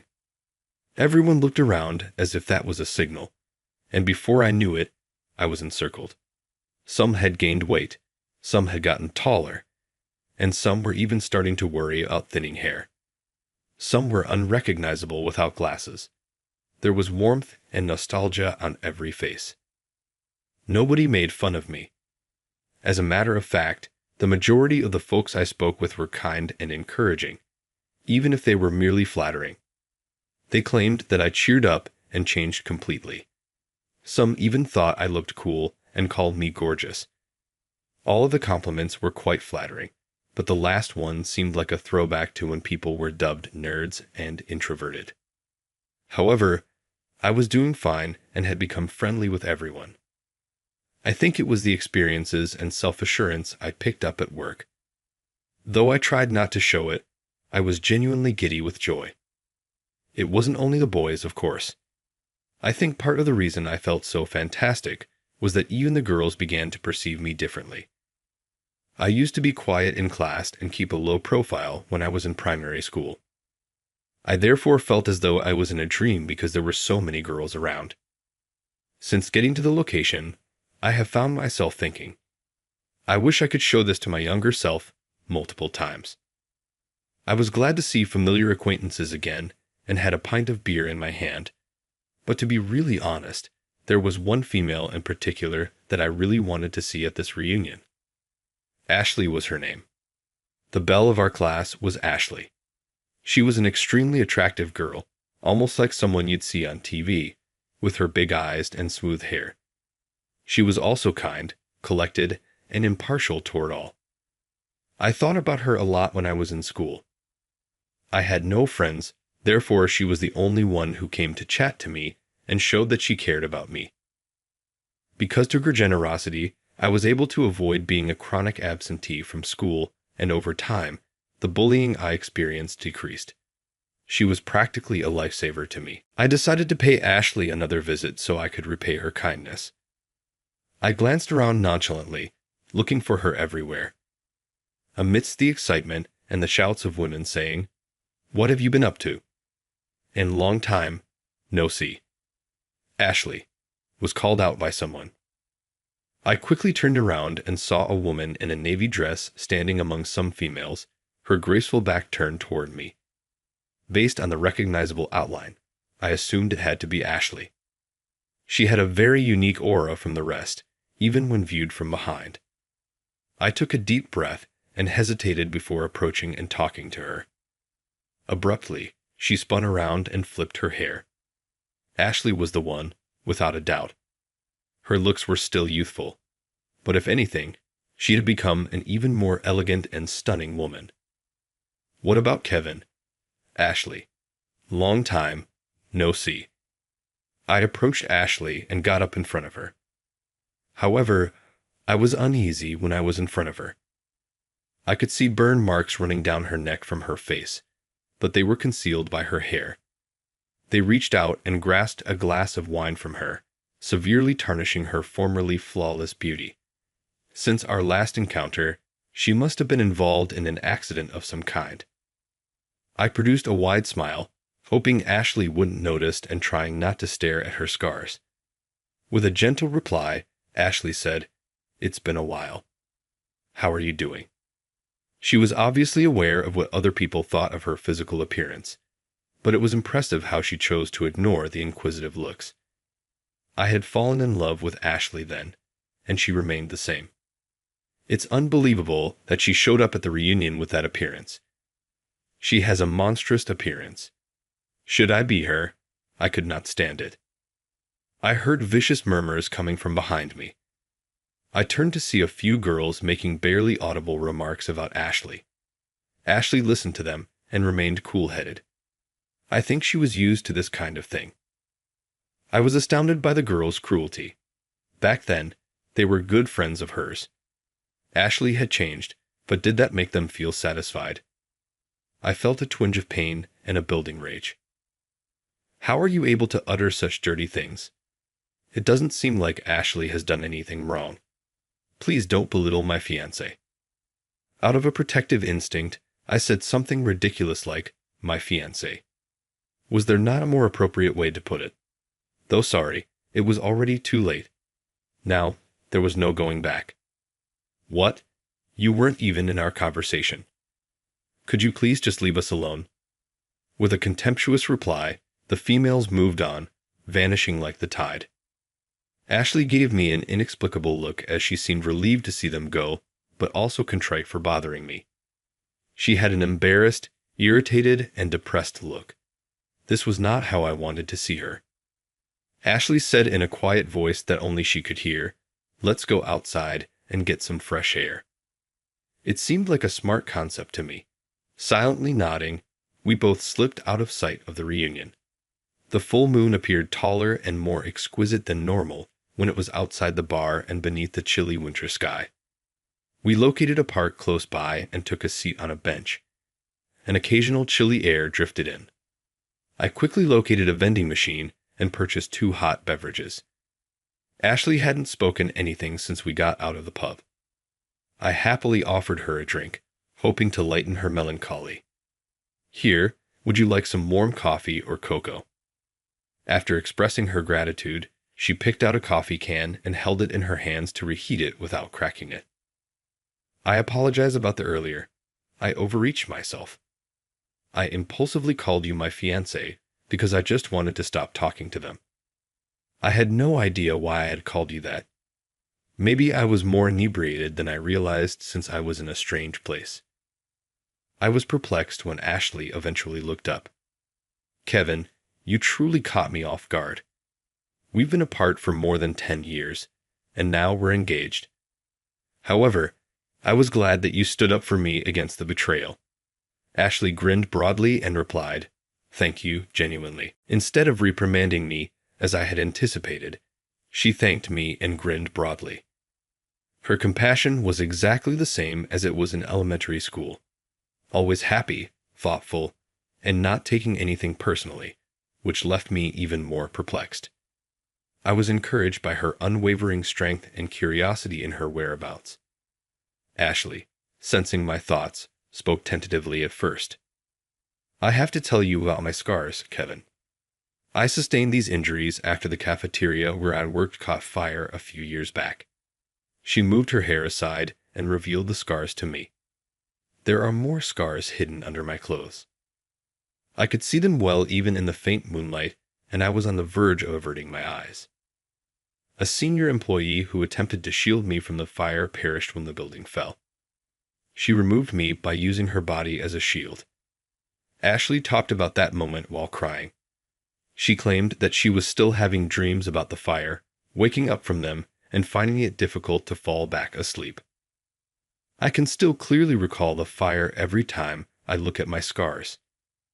I used to be scared that people would see them, but now I'm just happy to be here. I have to live fiercely in honor of the one who kept me safe from the flames. I haven't been thinking favorably about what happened until recently. I was at a loss for words. She was living so resolutely in spite of the adversity. When I was made fun of and teased for having a disability, I used to think badly of myself. Ashley, though, was making progress and doing her best to deal with reality. I blurted out, "Ashley, you're an amazing person, just like you were back then," out of nowhere. I was encouraged by your usual treatment of me in elementary school. I guess I still had a long way to go, but I thought I could pay you back today. Ashley started crying as soon as I said this. What have I done? I quickly extended a handkerchief to her. I apologize for crying unexpectedly. I make an effort to think optimistically, yet occasionally I wish I could revert to my previous state of mind. I was thrilled to hear that I had changed from you. Ashley answered, "Thank you," grinning despite her tears. Her face was as bright and happy as I remembered it to be, even though she was now at ease. Relieved, I thought back to my own experience of walking with a limp while wearing an orthotic device. During lunch breaks, Ashley would bring my school lunch and carry my textbooks. She would come play games with me inside, sometimes by herself, because I was unable to go outside and run about with other kids. It will surely get better. Even in my most jaded and cynical moments, Ashley was the only one who ever made comments like that about my leg. She gave me encouragement and informed me of the sites we could visit after my leg treatment was finished. Ashley was my constant source of support and encouragement. I wouldn't have been able to resist pessimism and have made it this far in life without her. It was my time now. Like she did for me years ago, I wanted to be the one to help Ashley. I had made up my mind.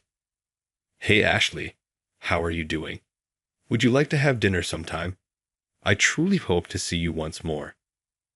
I had never asked a woman out before, to be honest, but I had nothing to lose. I felt that it would be best to just tell her how I felt. "Are you certain you can go out with someone who has a lot of scars? Would you rather make a date with someone attractive?"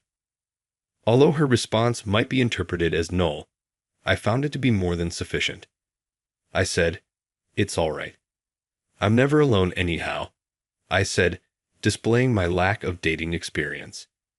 Ashley laughed. I was happy to see Ashley laugh aloud for the first time in a long time. We began seeing each other more frequently after that. Unexpectedly, Ashley had also relocated to New York, where she was working and saving money for a procedure aimed at skin regeneration. Ashley brought us modest lunches to eat in the park on our outings. Even though we couldn't afford to travel to fancy places, I was glad to see Ashley's hardworking and modest side. We fell in love with one another right away and began dating. Although the reunion incident and the fact that we were from the same town contributed significantly, we never made the clear statement, "Let's be together," or made our sentiments known. Our time together became second nature to one another. I started to actively consider marriage, which is how I realized how our connection was developing. No matter what, I wanted to be with Ashley for the rest of my life. She always made my life happier with her brightness, therefore I wanted to be there for her. It also made more economical sense to live together than apart from each other. That's how I started to envision our future. Then it dawned on me that I hadn't even told her that I was in love with her. Though I'd never told Ashley outright, "I love you," I was very certain we were dating. I also wondered what Ashley thought of me. I felt so insecure all of a sudden. I didn't really know how to handle my feelings because this was my first relationship, but I needed to make sure Ashley and I were compatible. As usual, I was waiting for Ashley in the park one weekend. She seemed a little panicked, as though she believed she was running late. Ashley said, "Sorry I was late." I'd assured her that I had arrived early and she wasn't even late. "Hey, how about we take a trip somewhere else for once? Perhaps to a department shop or another location." "What?" Ashley was taken aback by my idea and responded, "But I made lunch for us." I opened my bag to show me the soft drinks and sandwiches in a plastic container. I proposed that we have lunch on the department store's rooftop. Ashley grew apprehensive as she noticed the strange mood and inquired, "What's going on? Why the abrupt alteration?" I took a long breath, scratched my head, and admitted, "I'd want to purchase you a ring. Although I have never gone to a jewelry store and don't even know what size ring to pick for you, it would seem good if I bent down and took out a ring. I'm sorry, it looks like everything is out of order, but I want to wed you, Ashley, immediately." I wish to purchase a ring for a proposal in the department shop. Ashley froze, mouth agape, then burst out laughing when I said what I intended to say. Even though I knew it was awkward and that she should have been laughing, I started to become irritated when I saw Ashley giggle through her tears. Just as I opened my mouth to say, "Stop laughing," I saw that Ashley was crying. She laughed and wept, saying, "Too late." I was momentarily confused as to what she was saying. "You already said I was your fiancé." Hearing such remarks made me immediately calm down and offer an apology. "Sorry to keep you waiting." Following that, we were formally married and moved in together. Now that we had greater stability in our income, I was able to obtain Ashley multiple procedures. The scars from her burns are significantly less visible now that she has endured the difficult treatments. She grinned and remarked, "Now I can finally wear a wedding dress." I'm grateful to have met Ashley every time I see her beaming smile.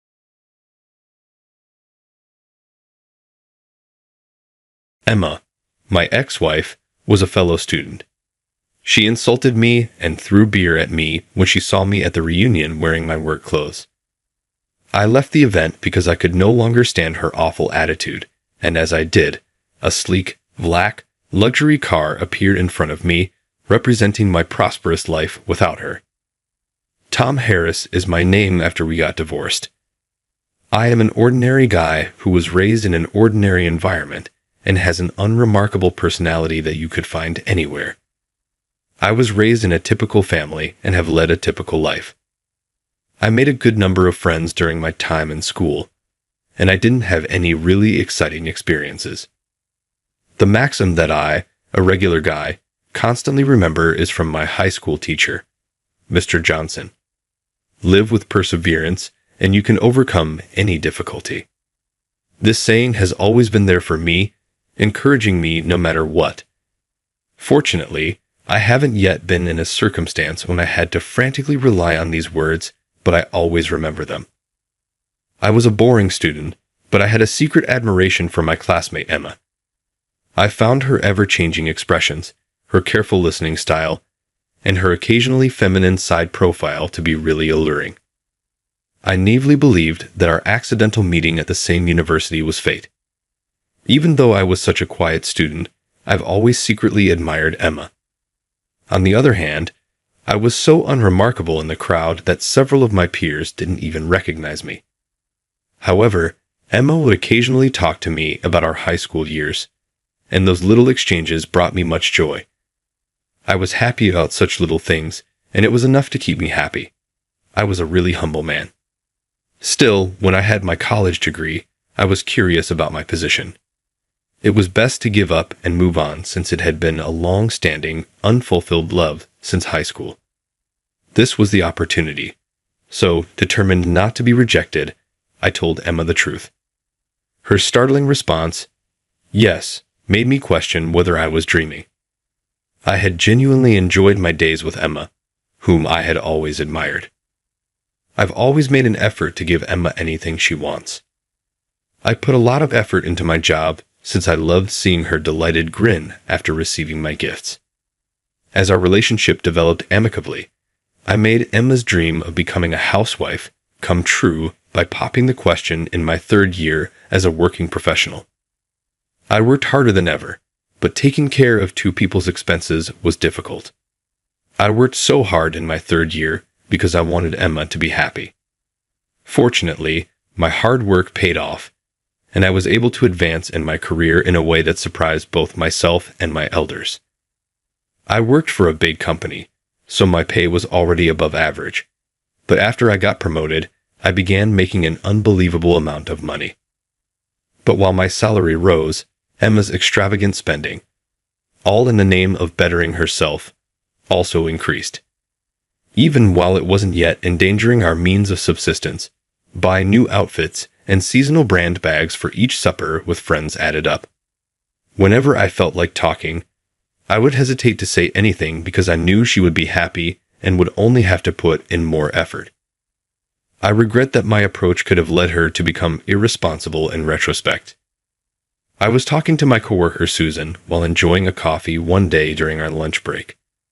Suddenly, on each employee's PC, there appeared an internal email. Susan was the first to view the email and mumbled, "No way," in shock.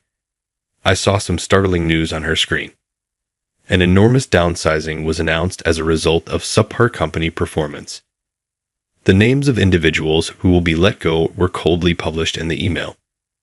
My name and Susan's came on the list of people being laid off, and I glanced through it nervously.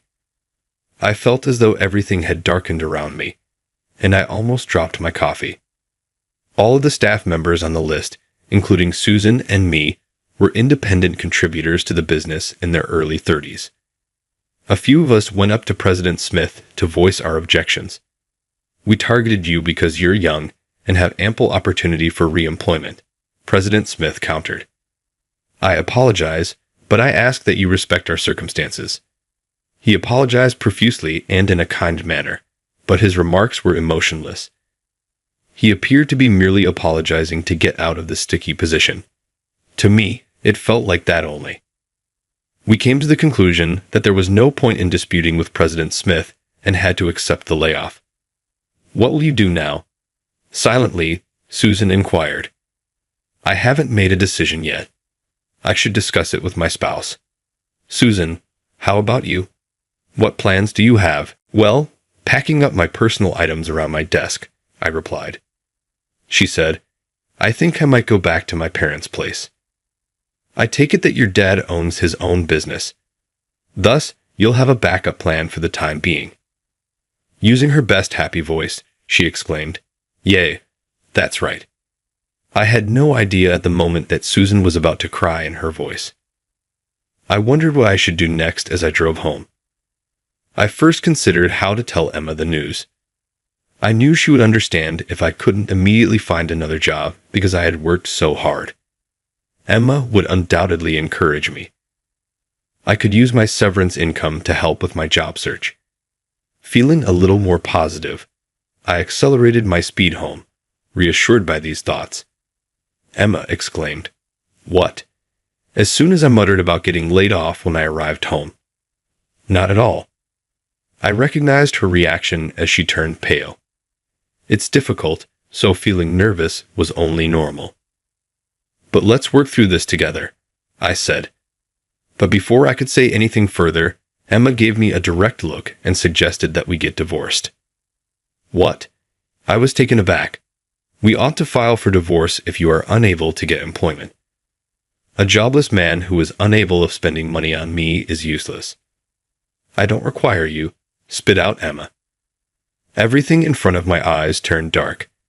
Emma barraged me with insults, and I was at a loss for words to respond. "When I got married, I thought that because of your big company employment, we would be financially independent." My computations were incorrect. I could hear these words. Ultimately, Emma had never loved me at first. She knew I'd looked up to her since high school and figured that since I worked for a big firm, things will get stable financially someday. She believed that one day she would be able to achieve everything she wanted. I began to wonder if this was the intended meaning of left cooling. Even after a century, it seemed strange at the time, almost as if it were occurring to someone else. As I watched her lose her temper in front of me, I started to wonder if this was really the woman I had married. Feeling a mounting disgust as Emma went on to enumerate her complaints, I answered, "All right, let's get divorced." I was unable to move past my feelings or begin looking for a job until the divorce was finalized. After getting divorced, I started looking for a job seriously. Considering my smooth career up to that point, I knew it was a challenging employment market, but I hadn't anticipated it would be this difficult to get work. I'd initially searched for positions where I could apply the abilities I had acquired in my prior position, but nothing was available. Even with considerable savings, the need to find a new career quickly became pressing. I started looking for jobs in industries where I had no experience after realizing I couldn't be picky after my applications were turned down time and time again. Despite my belief that my physical strength was ordinary, I still avoided occupations requiring heavy labor because I didn't belong to an athletic club. I did, however, wind up doing some labor-intensive role interviews. Mr. Williams, the head of one company, was incredibly courteous. He paid close attention to my account of being let go. "Although it will be difficult at first, we will be there for you." He said, "Why don't you collaborate with us?" I was prepared to accept any job offer at that point.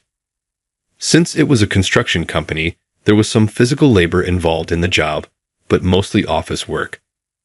No one made fun of me for being weaker or slower than others, and I appreciated everyone's encouragement. Although I wasn't returning the favor, I improved the company by making the most of my skills. That's how I earned Mr. Williams and my coworkers' trust. I feel quite lucky to have been hired by this organization. I was starting to feel at ease in my work when I got a notice about a high school reunion. An unpleasant memory came back. My former teacher, Mr. Johnson, was someone I wanted to see again, even though I didn't want to see Emma's face. I gave it some thinking and went to the reunion. As I was about to leave, I received an unforeseen call from work. I threw on my work clothes without thinking and made my way to the working site. It took longer than anticipated, and the reunion was well underway when I got there. I chose to wear my work clothes even though I had prepared a change of clothes. I recognized several people and went to hunt for Mr. Johnson, only to find out he was in the hospital. There's no reason to stay here if Mr. Johnson isn't here. Perhaps I should head out early, I considered. I heard a voice I didn't want to hear just then. Sing. Tom, is that right? It was Emma, who had turned into an even more flamboyant, or vulgar, person than she had been before. Standing next to her was Ethan, who was supposedly a fast-tracked elite. I could tell Emma was eyeing Ethan flirtatiously, and I knew he was her next target. It didn't appear to bother Ethan. Emma was decked out in designer labels, and Ethan, in his dapper suit, looked down at me, laughing heartily as he made fun of my outfit and work clothes. What is the issue? Is that all you have to wear to a reunion this grand? As one might anticipate from a man who was fired due to his incompetence, laughed Emma crudely. Have some pride, Tom, please. Walking around like this, even if you're laid off, is just embarrassing to think we went to school with someone at rock bottom. Smirking, Ethan continued. Ethan and Emma were nodding along just like I had imagined. Emma spilled the beer she was carrying over my head all of a sudden. You loser, that outfit fits you perfectly, she yelled. Why don't you simply walk away? As the two of them cast me in a demeaning light, Ethan exclaimed, You're ruining the vibe here. They didn't even appear to be aware of how their actions surprised everyone in the vicinity.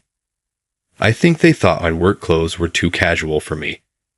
I made the decision to go since I felt bad for them and didn't want to ruin the mood for anyone else.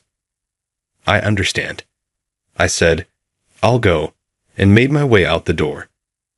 My surrounding students interrupted, saying, You're not required to go. Considering how far you've come, you ought to remain longer. And put those two out of your mind. Standing in the middle of the arena, their arms crossed and smug smiles directed at me, I didn't want to spend any more time with those two. I'll catch up with you guys later, I said to my companions as I opened the door to go. At that moment, a sophisticated black automobile arrived. There was a lot of commotion inside the restaurant as a fancy automobile pulled up outside. Naturally, eager to acquire the greatest angle of the car, Emma and Ethan navigated their way through the crowd. Emma was still calculating and wanted to know who owned the car. The driver then exited the vehicle and stated, President Harris, your car is ready, in a kind manner. I could feel the air behind me getting cold. President Harris, Emma's speech was hardly audible. I gave them both a quick glance before getting into the car, where Susan was already waiting. Making sure no one else could hear, I murmured, Looks like Ethan's company is in trouble, into Emma's ear. You should probably start looking for your new partner right away. Then I snuck past Emma, who was standing still, and entered the vehicle. Hello. How was your day? As I got into the car, Susan smiled to meet me. I said, sighing and letting my shoulders drop. It was okay, I said. By pure happenstance, my new work ended up being at Susan's family's business, meaning that the thoughtful Mr. Williams who had been so encouraging was, in fact, Susan's father. I was promoted to vice president because he recognized my sincerity and hard work. I had told Susan that I was in love with her. Our shared background gave us ease and comfort, and before I knew it, we were a couple. More than anyone else, Mr. Williams was pleased for us. I was even making plans for Susan's wedding. Before long, I had come across Ethan's business through my professional interactions. Despite being a large corporation, there were ongoing suspicions of financial problems, and it appeared that an investigation would soon be launched. A company with that kind of reputation wasn't a good business partner, factual or not. It was evident that Ethan was entering uncharted territory. I walked into the room and saw Miss Smith sitting there, appearing a little anxious. Please take a seat. As I took a seat across from her, I noticed that she didn't appear eager to talk. She probably finds it difficult to say no because she is too kind to let someone go easy. I apologize for hiding my past from you. If anyone found out about my mafia past, I knew I would have to step down. Oh, I see. Yes, I wanted to stick by your side and support someone who has such a great heart for other people. I am very grateful for what you have done. Hold on for a moment. I take it you called me in to fire me. No. No. You should also remain with me, I hope. But not both a driver and a CEO. Would you be interested in dating me with a view to marriage? Miss Smith asked me, her voice quivering a little. Her face flushed red. I would be honored if that were okay with you. I smiled in response, surprised by this unanticipated turn of events.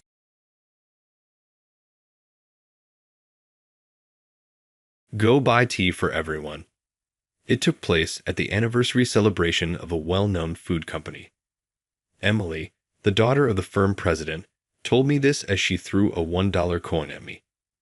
Releasing the coin to Emily, I did it in silence. I was overcome with melancholy.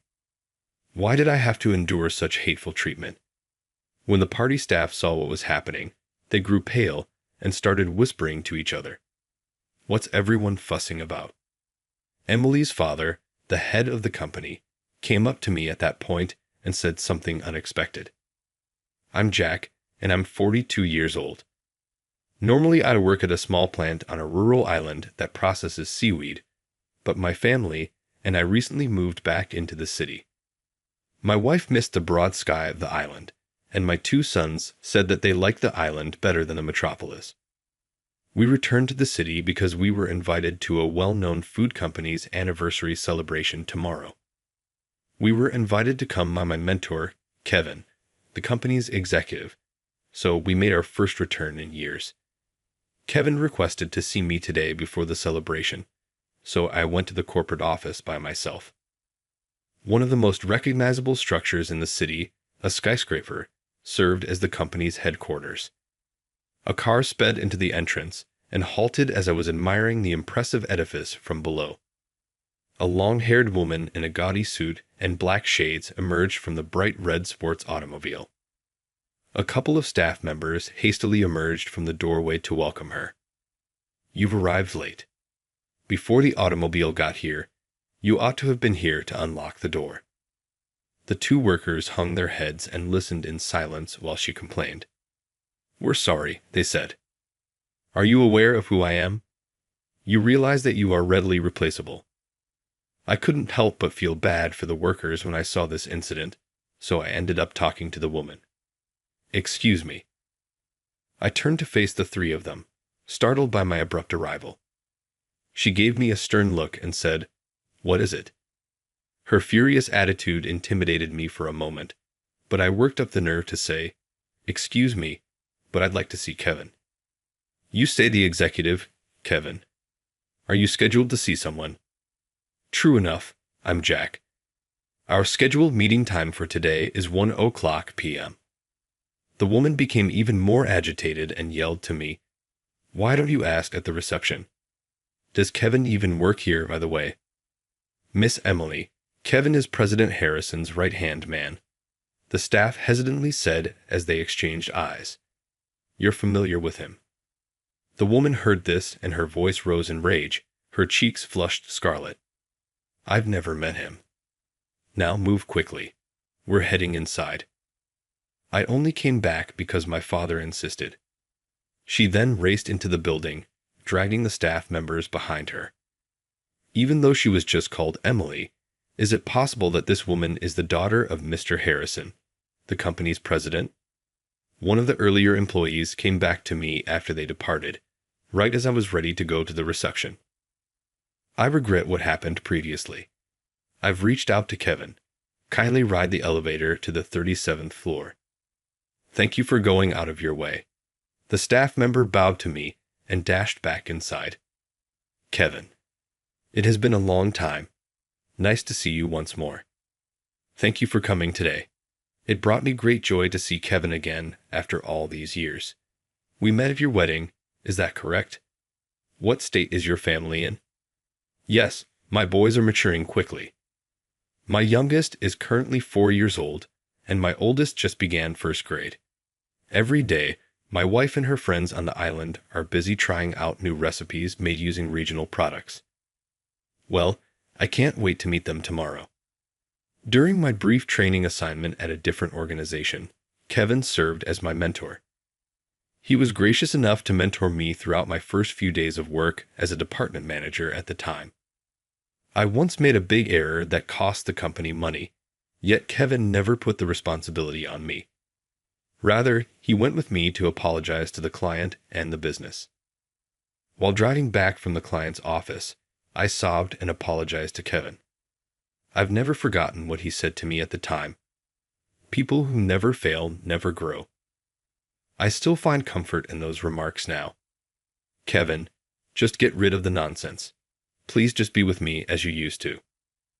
Well, if you insist.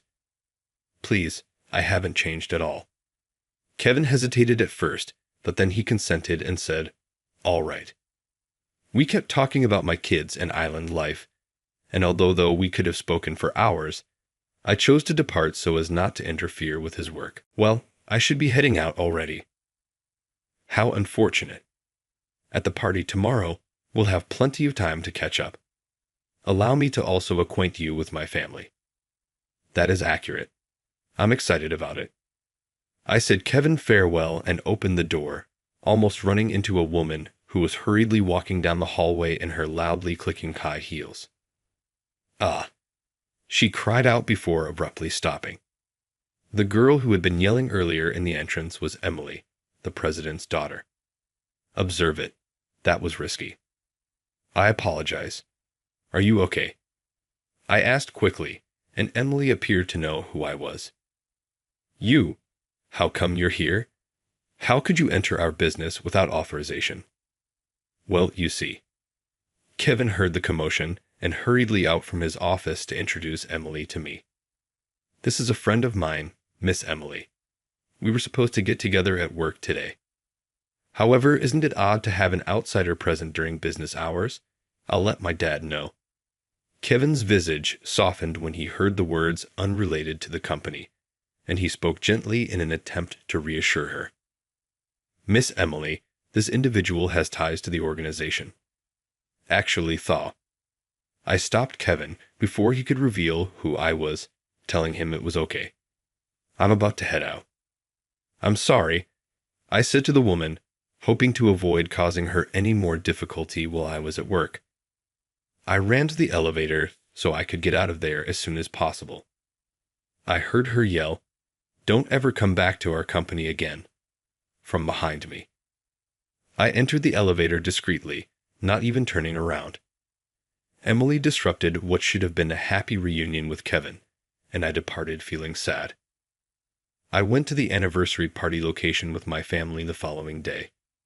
We had decided to go to my father's factory first and have lunch together because the party was in the evening.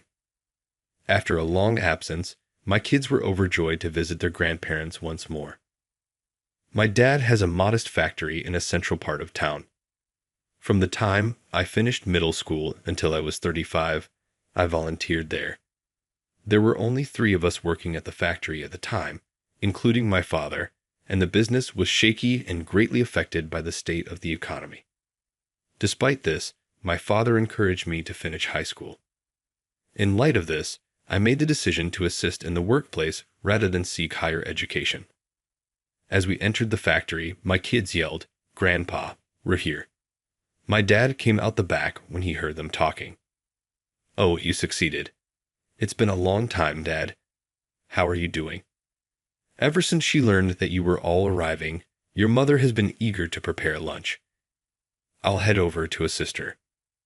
My wife and the children then made their way to the main residence. The phone at the workplace rang just as we were ready to head out to the party location after we had lunch together. It was a call from one of the factory's customers, informing us that they were running low on deliveries to another company as a result of an ordering error and asking if we could assist them. But it was Sunday, and no one was working in the plant. It was closed. We ought to endeavor to assist them. They seem to be having problems. But you can't do it by yourself, Dad. Stop worrying about it. Head over to the venue. The celebration kicks off at 4. Yes, being late would be impolite. Having come to the realization that my father was unable to manage the burden by himself, I made the decision to stay and assist him. I'd assured my wife and children that I would join them later and ordered them to head to the event. My father was hesitant at first, but as soon as he saw me putting on the work overalls that were hanging on a chair in the factory, he quietly got to work. We completed the work just after 4:00 p.m. Jack. Thank you, my father said as he hurried out to make the delivery. I will handle the delivery. I couldn't help but be really respectful of him and the way he treats everyone as I watched him go. The location was a renowned old hotel in the city. I hurried to the party's reception wearing my oil-stained overalls, forgetting to change out of them in my haste. When I showed up in my filthy work clothes, the receptionist looked at me curiously at first, then looked at me again and apologized profusely. I apologize. I apologize for being late. Has everyone entered the building already?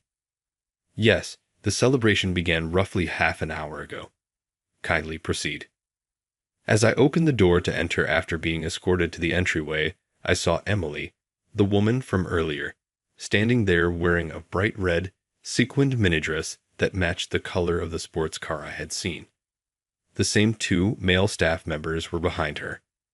Emily yelled, "Who's this filthy man that looks like a cockroach?" As soon as she saw me, "Miss Emily, maybe you could speak a little quieter. Everyone is ogling us." The other workers in the room looked at us, obviously interested in what Emily was making such a fuss about.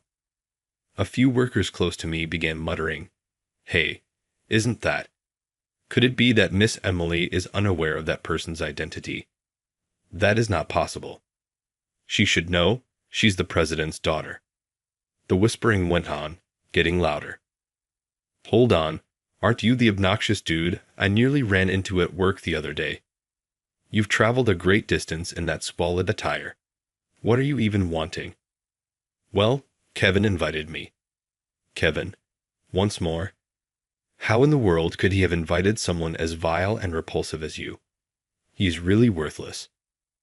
Not only was I astonished that she called me dirty, but I was much more offended that she made fun of Kevin. Please refrain from disparaging Kevin. I'm to blame for showing up here in this attire. When Emily heard that from me, she gave off the impression that she was about to respond with a disappointed look for a moment. But then she turned to face me and grinned wickedly, saying, "That's right. You dirty bug, how dare you respond to me? But I could forgive you since I'm a compassionate person. I'll even make you my personal servant. You need to be appreciative." "Listen carefully. This is an order from me," Emily said, grinning. "Get tea for everyone at this place," she remarked, flinging a dollar coin at me in front of the staff members who were there.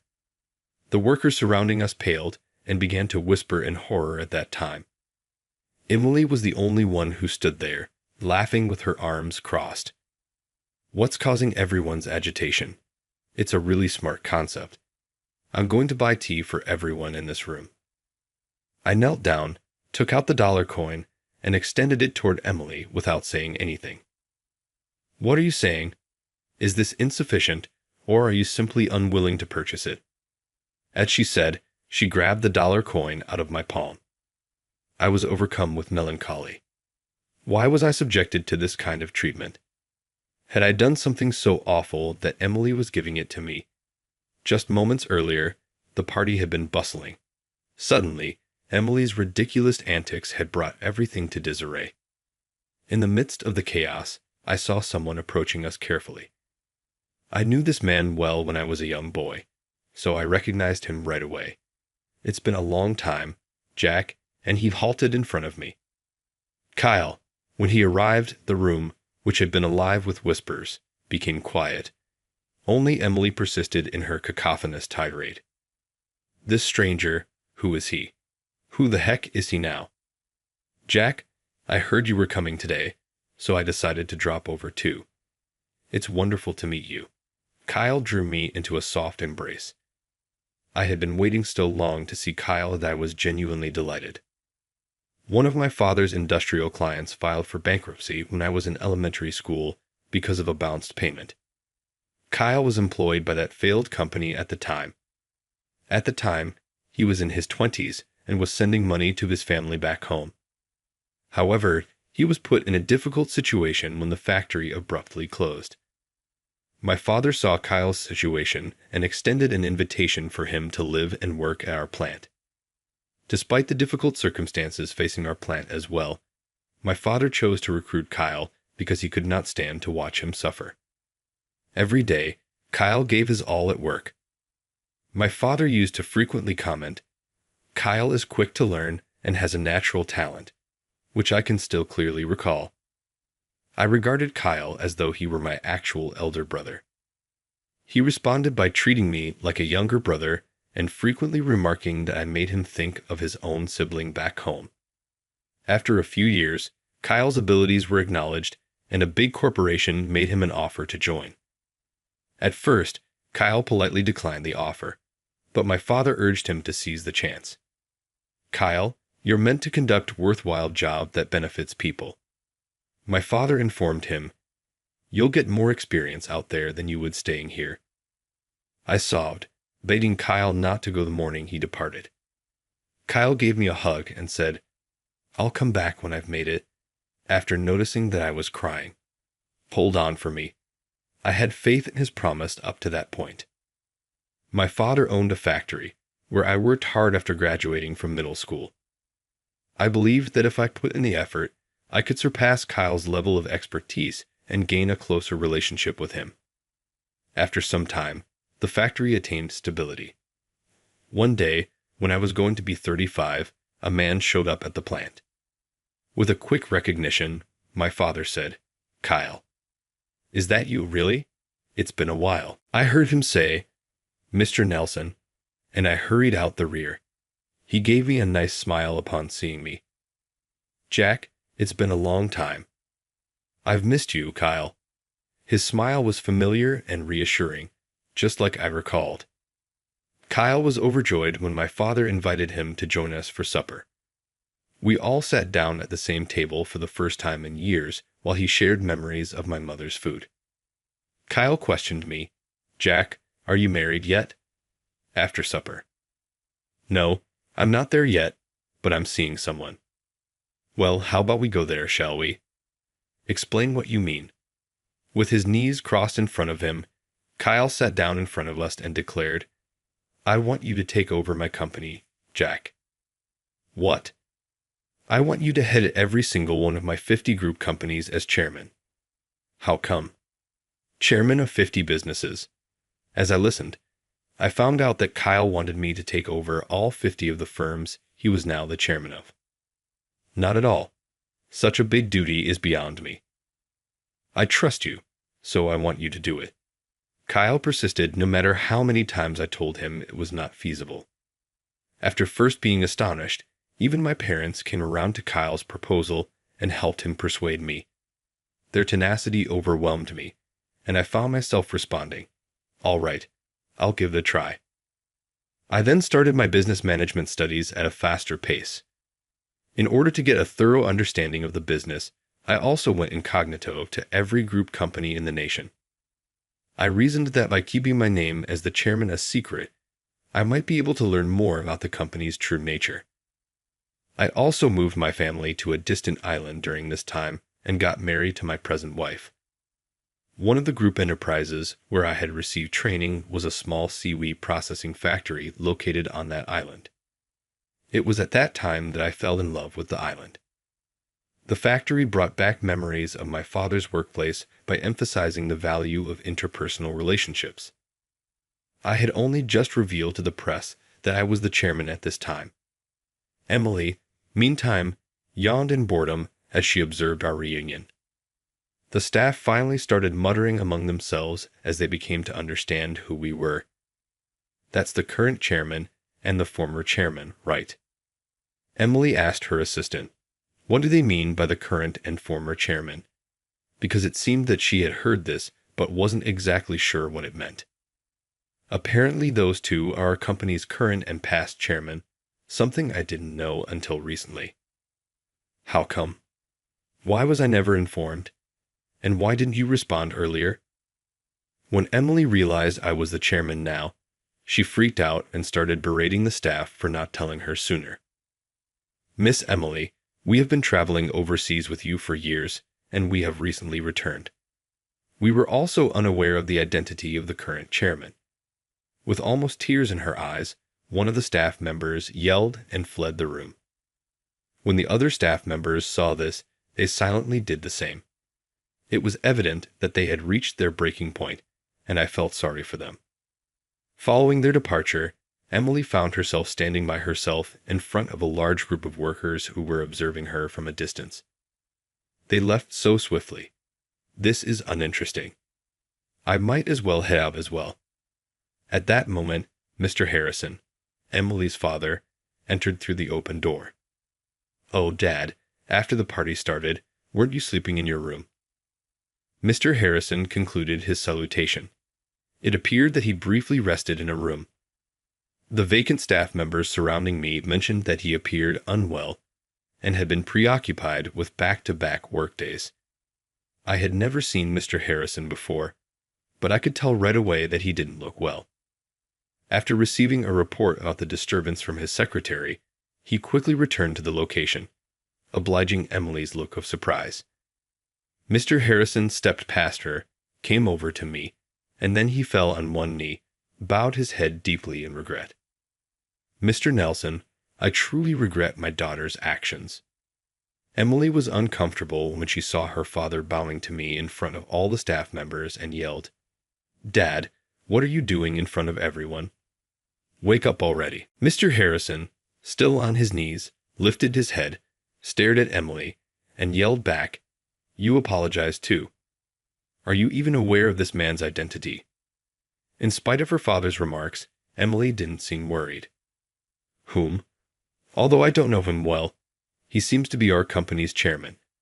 You do realize that's nothing to do with me." When Mr. Harrison heard this, he started to shake with anger. "You are such a fool, Emily. Seeing how naive my own daughter has grown hurts me." The workers in the room were glued to the drama unfolding between the president and his daughter, determined not to miss a word. Then, turning back to face me and lowering his head once again, Mr. Harrison said, "Mr. Nelson, I sincerely apologize. It is all my fault that my daughter has turned out this way. I accept full responsibility as her parent and plan to step down as president right away."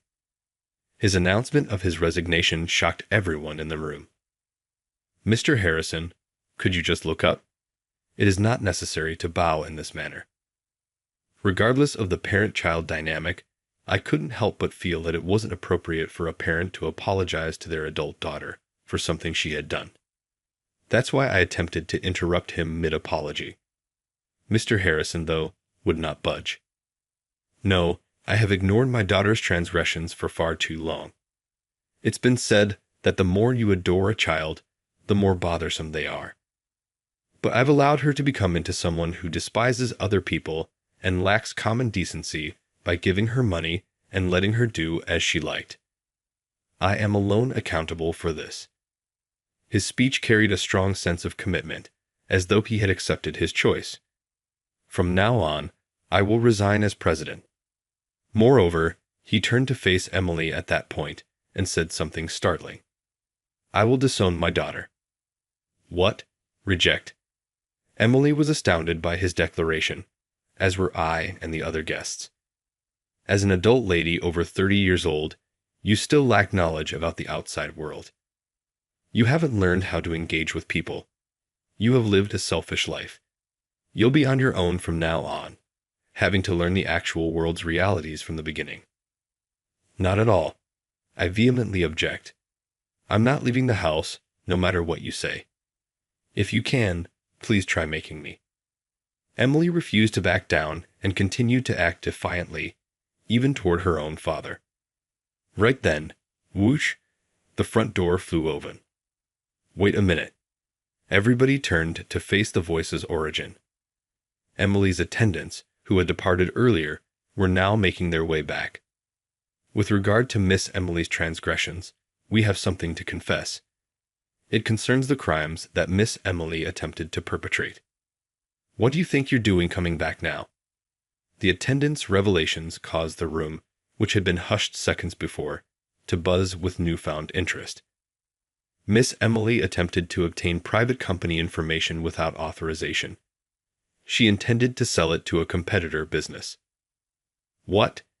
Hearing this startling admission from Emily's attendants, Mr. Harrison became pale and appeared extremely concerned. Of course, it's impossible due to security measures, but when she realized she couldn't do that, she told us to find a way to withdraw money from the company instead. The employee's dissatisfaction with Emily boiled out after hearing the attendant's confessions. What does she perceive this business to be? We've put a lot of effort into this company, and yet she's been allowed to do whatever she wants because she's the boss's daughter. Never again reveal your face here.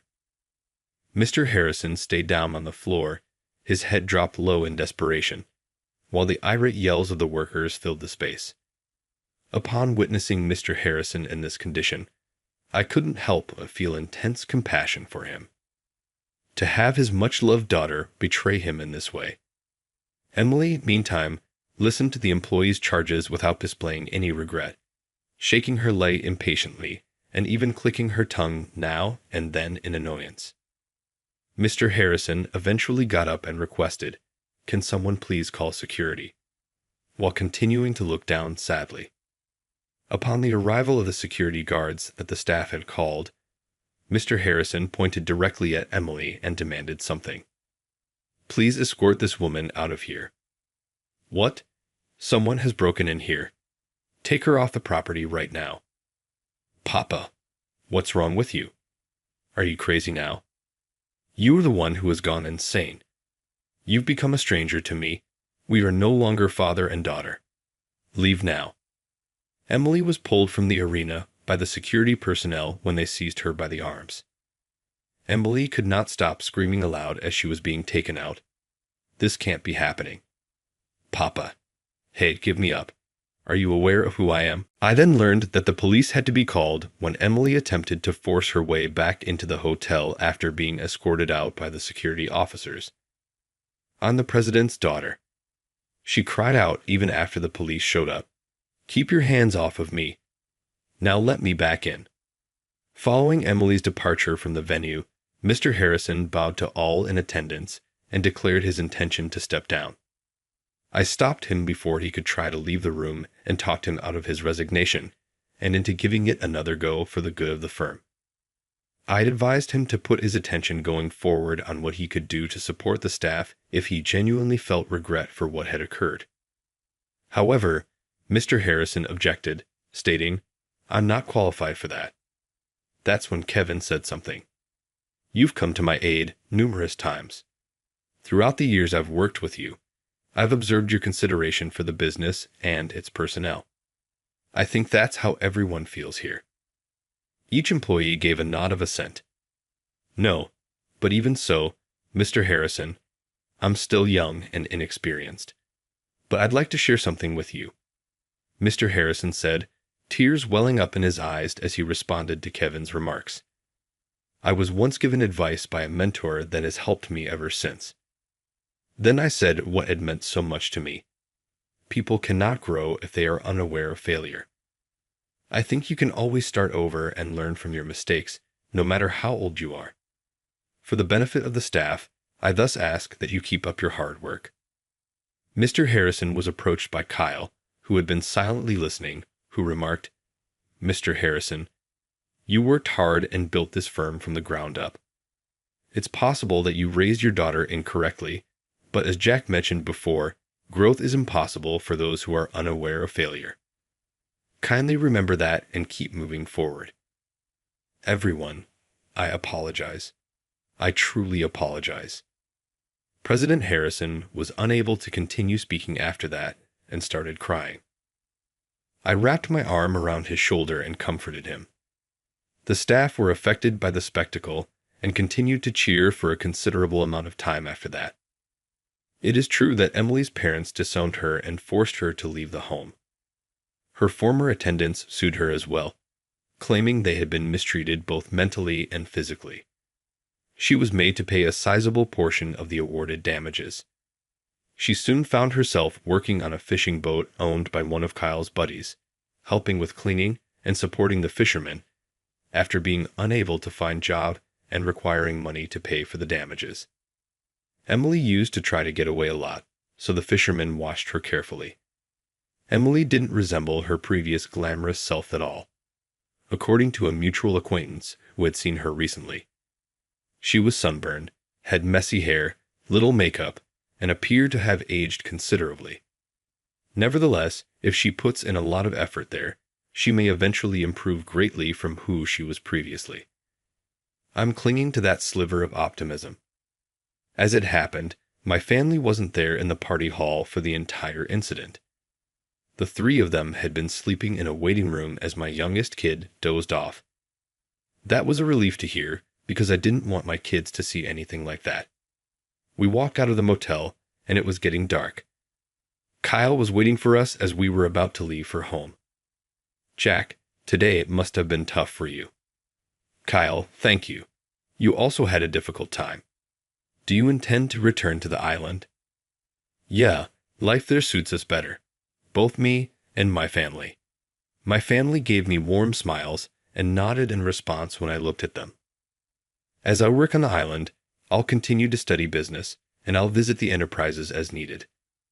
My family may miss me when I'm gone, and the company may find it inconvenient, but Dad, because you're working hard, we'll work hard too. Me too. I enjoy watching you work so hard, even though there are moments when I miss you. Oh, how romantic. My family's support impacted me so much that I had to look up to keep from crying. I'm happy I gave you everything. I've always been somebody who loves to make things, not so much of a businessman. Jack, I was thinking about you right away when I was having trouble deciding what to do with the companies. Are you serious? Why you selected me has always baffled me. I take it that you watched your father grow up. You've developed into someone who is exactly like him, kind, considerate, and mature. The things Kyle said struck a deep chord with me. The knowledge that he felt that way about me moved me. You never give up on individuals who are weak, which is a sign of strength in you. I knew I could trust you with everything because of this. Yeah, Dad's the best and the strongest. Indeed, the greatest of the best. Please, I'm embarrassed. Come on. I had a fresh appreciation for everyone in my immediate vicinity. My parents, my family, Kyle, and Kevin are the reason I've been able to be true to myself all these years. Dad, let's go back to the island soon. Yes, let's head back soon to the place where I truly belong.